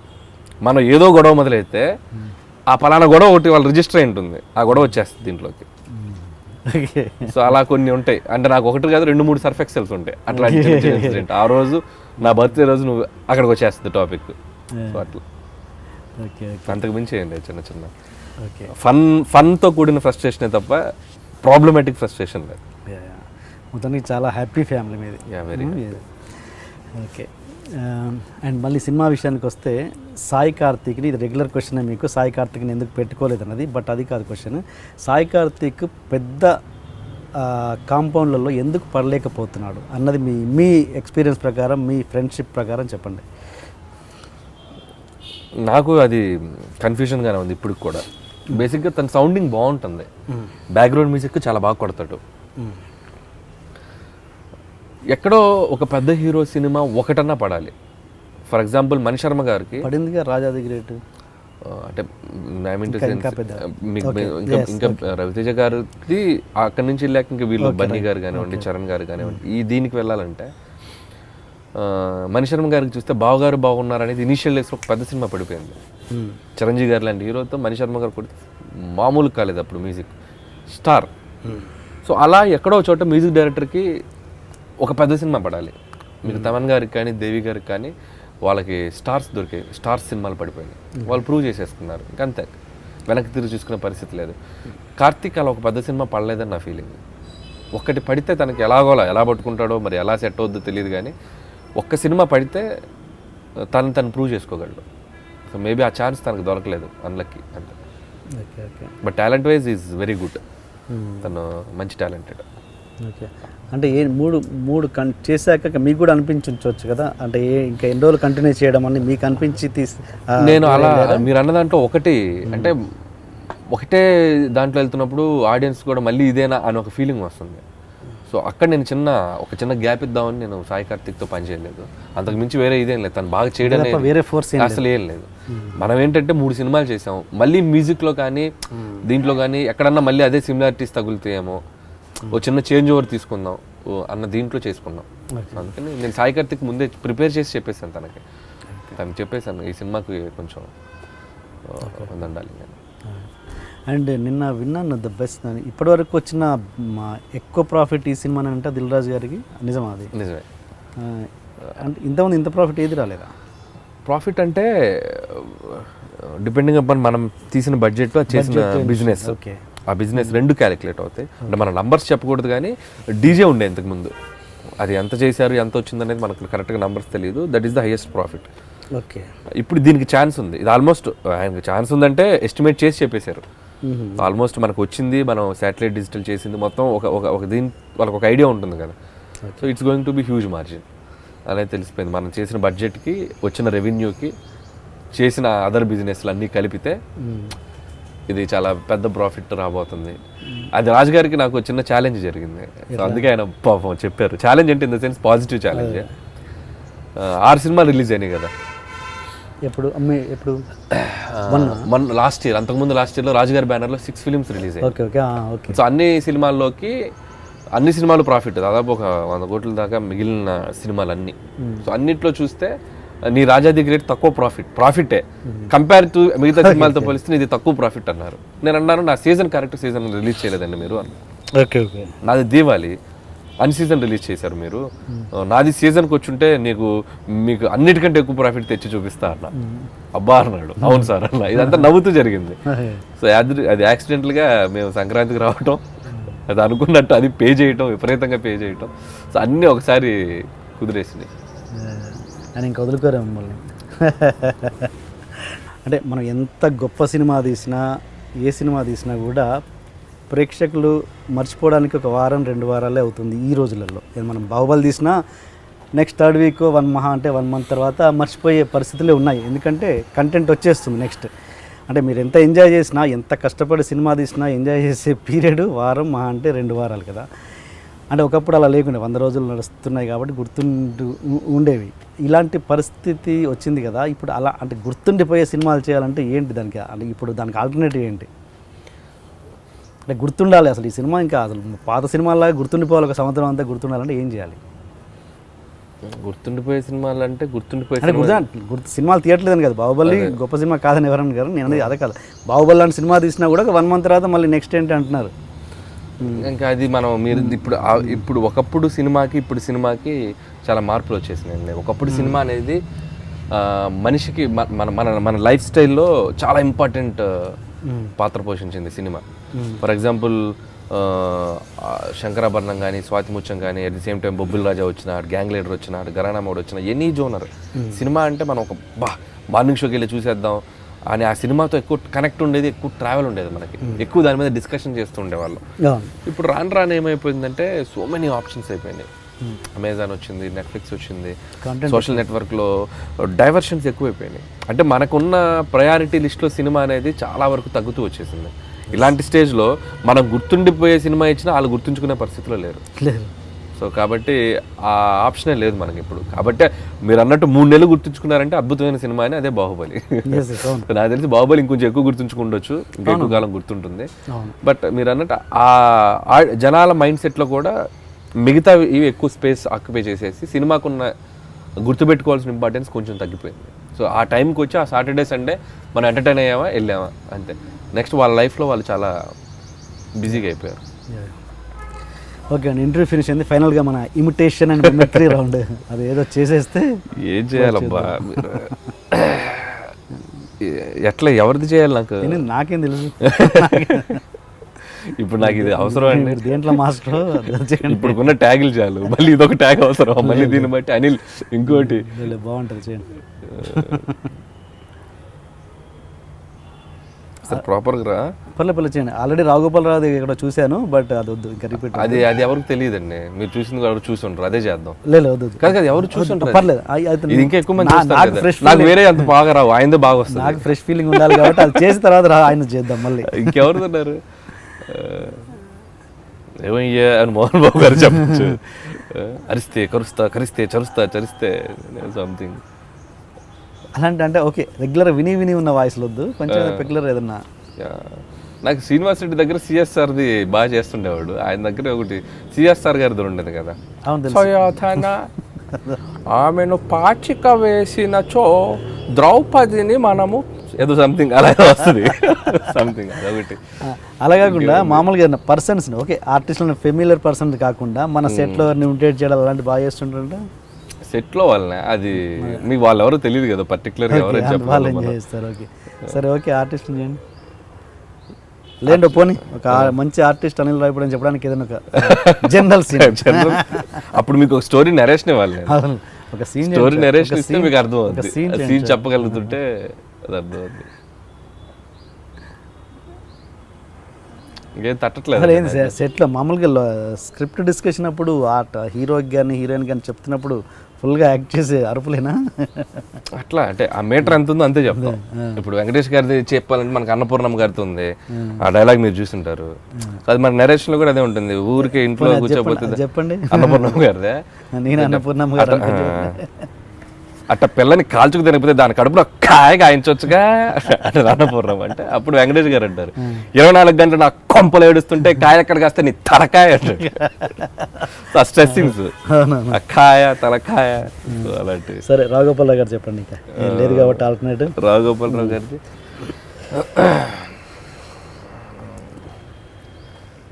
ఈస్ట్పురం మాస్టర్ గారి ఫస్ట్ సన్ను అతి కష్టమైన పరీక్షలో ఫస్ట్ వచ్చినందుకు తన ఇంటి పక్కన అతన్ని గెస్ట్గా పిలిస్తే చికెన్ రోస్ట్ బెస్ట్గా ఉందని సుష్టుగా పోంచేసి కాల్గేట్ పేస్ట్తో టూత్ పేస్ట్తో ఏదో సంథింగ్ తిని రెస్ట్ తీసుకున్నాడట. ఏదో ఒక డైలాగ్ సూర్యుడు ఏదో చెప్పారు అదే, సెక్రటరీ ఆకాశంలో మడ్ర జరిగినట్లేదు, సూర్యుడు నెత్తురుగడ్డలా లేడు, ఊకే తిని తొంగుంటే మడిసికి గొడ్డుకి తేడా ఏటుంటుంది, మడిసి అన్నాక కూతంత కళా పోసన ఉండాలా. Very good. అవి నేను శ్రీదేవి పెళ్ళి అని చిన్నప్పుడు మిమిక్రీ క్యాసెట్స్ వచ్చాయి, ఆ మిమిక్రీ క్యాసెట్స్ వినేవాడిని బాగా. ఇది మనకి ఆ శ్రీదేవి పెళ్లి ఎంత హైలైట్ క్యాసెట్, శ్రీదేవికి పెళ్లి చేస్తే జితేంద్ర ఎత్తుకెళ్ళిపోతాడు అసలు, అది ట్విస్ట్, అది మీకు ఎంత ట్విస్ట్ అది గుర్తుందా? దానికి ఒక్కొక్కరిని రావుగోపాలరావు అలో అలో అలో అని చెప్పి రిసీవ్ చేసుకుంటూ ఉంటాడు. అది నేను ఎన్ని 100 సార్లు విన్నాను. అక్కడ కొంచెం అలవాటు, చిన్న చిన్న వాయిస్ చేస్తూ ఉంటాను. మీరు ఎక్కువ అదర్ లాంగ్వేజ్ సినిమాలు ఏం చూస్తుంటారు? ఇంగ్లీషా, కొరియనా, లేదా ఏంటి? నేను హిందీ ఫిల్మ్స్ ఎక్కువ చూస్తాను, హిందీ ఎక్కువ చూస్తాను అన్నిట్లోకి. సో ఫస్ట్ నుంచి కూడా హిందీ ఫిల్మ్స్ ఎక్కువ చూస్తాను, తమిళ్ చూస్తాను, మలయాళం సెలెక్టివ్, ఏదైనా బాగుంది మనకి ఏదైనా కథకి హెల్ప్ అవుద్దంటే చూస్తాను. సో హిందీ తమిళ్ ఎక్కువ చూస్తాను. So after that English. English. So ఏంటి వాట్ నెక్స్ట్ ప్రాజెక్ట్? నెక్స్ట్ ఇప్పటికైతే ఏమి ఫిక్స్ అవ్వలేదండి. సో ఒకటి ఇందాక చెప్పాను కదా మీకు, ఒక డిఫరెంట్ జోనర్ అటెంప్ట్ చేస్తున్నాను. సో అదొకటి మైండ్లో ఉంది, ఒక లేడీ ఓరియంటెడ్ ఒకటి చేద్దాం అని ఉంది. సో అదొక డిఫరెంట్ జోనర్. ఇంత సక్సెస్ పీక్లో ఉన్నప్పుడు ఎక్స్పెరిమెంట్ లేడీ ఓరియంటెడ్ చేయడం ఎంతవరకు కరెక్ట్? అది ఎక్స్పెరిమెంట్ అవ్వదండి, 100% ఎక్స్పెరిమెంట్ అవ్వదు. ఓకే, మీరు ఇప్పుడు మీతో అన్నాను కదా, మీరు రేపు రిలీజ్ అయ్యాక చూడండి, that it should be A special film for me. అంటే ఏమన్నా హీరోయిన్ చెప్పారా లేదా? ఎవరికి చెప్పలా.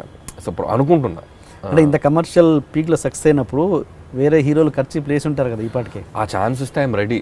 లేని పక్షంలో ఇది చెప్తున్నాను నేను. సపోజ్ అంటే వాళ్ళకి అందరు హీరోలు బిజీగా ఉన్నారు, సో మన కోసం ఓ అని చెప్పి మనం ఎక్కువ సక్సెస్లో ఉన్నంతసేపు ఎక్కువ ఇచ్చేస్తే ఆ ఫీలింగ్ వస్తుంది తప్పితే, నిజంగా ఆ పాసిబిలిటీ ఉండి ఒక స్లాట్ ఏదైనా ఉండి ఎవరన్నా పెద్ద హీరోతో ఛాన్స్ ఉంటే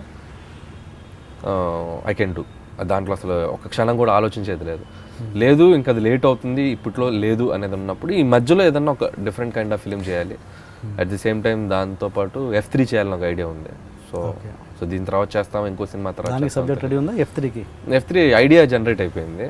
సో మొన్ననే ఒక 2-3 days బ్యాకే అనుకున్నాను నేను. సో అదొక డిఫరెంట్ గోల.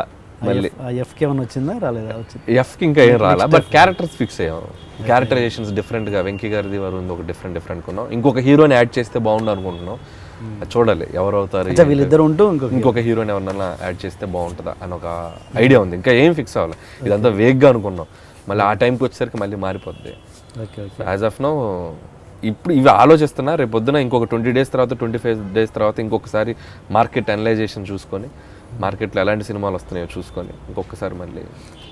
మీరు ఎలాంటి డైరెక్టర్ మామూలుగా? అంటే ఇప్పుడు ఒక సక్సెస్ఫుల్ హీరోతో పోవడానికి ఇష్టపడతారా, లేదు నా కాన్సెప్ట్ బాగుండి ఫలానా ఫ్లాప్ హీరో అయినా దానికి సూట్ అవుతాడంటే అతనితో వెళ్తారా? వెళ్ళగలిగే ధైర్యం ఉండే డైరెక్టర్? నాకు ఫస్ట్ నుంచి సపోజ్ ఇప్పుడు గోపీచంద్ గారు ఉన్నారు, ఆయన ఇప్పుడు సక్సెస్ లేక ఉన్నారు, ఆయనతో కాన్సెప్ట్ మీకు బాగుంటుంది అనుకుంటే ఆయనతో చేయడానికి రెడీగా ఉంటాను. ఎవరితో రెడీ అండి. నాకు వీళ్ళతోనే చేయాలని నేను ఎప్పుడు పర్టికులర్గా గిరిగీసుకొని కూర్చోలేదు. నిజంగా గోపీచంద్ గారు లాంటి హీరోకి ఏదైనా ఒక మంచి పాయింట్ కథ ఏదైనా తగిలితే చేయడానికి నేను రెడీ. నాకు ఇప్పటివరకు నేను అలాగే చాలా సినిమాలు అలా చేసుకుంటూనే వచ్చాను ఇంత దూరం. సో నేను కథనే నమ్ముతాను ఫస్ట్, ఆ కథనే బిలీవ్ చేసి వెళ్తాను నేను. అలా అని పెద్ద హీరో సినిమా వచ్చినా చేయకపోవడానికంటే అంతకంటే మించిన ఆపర్చునిటీ లేదు కదా. సో అది చేయాలని ఉంది నాకు. ఒకటే టార్గెట్ ఏంటంటే ఏ జోనర్ అయినా నేను డీల్ చేయగలను. కే విశ్వనాథ్ గారు లాంటి జోనర్లోకి వెళ్ళి కూడా ఏదైనా ఒక డిఫరెంట్ సినిమా చేయొచ్చా మనం? అసలు అది ఆలోచిస్తేనే అవుట్ ఆఫ్ ద బాక్స్ లాగా ఉంటుంది. దాన్ని మన స్టైల్లో మనం ఎలా చేయొచ్చు ఆ కంటెంట్ని. సో నాకేంటంటే జోనర్స్, ఒక డిఫరెంట్ జోనర్స్ టచ్ చేయాలి అన్నది కోరిక. సో అది చేసుకుంటూ వెళ్తాం. Okay, thank you so much for coming. And next F3కి కూడా తొందరగా రెడీ చేసుకోండి. అండ్ మరి ఓకే, ఇంటర్వ్యూ సాటిస్ఫైడా? మీరు మన నా మీద ఉన్న కంప్లైంట్స్ అన్ని మధ్యలో అడిగారు, ఒక కాంట్రవర్సీ. మర్యాద లేకపోతే మరి లేకపోతే అంటే ఇప్పుడు ఏంటంటే కొన్ని ఎలా ఉంటాయంటే లేని డిస్కషన్ మనం ఇచ్చిన వాళ్ళం అవుతాం. అవునా కదా?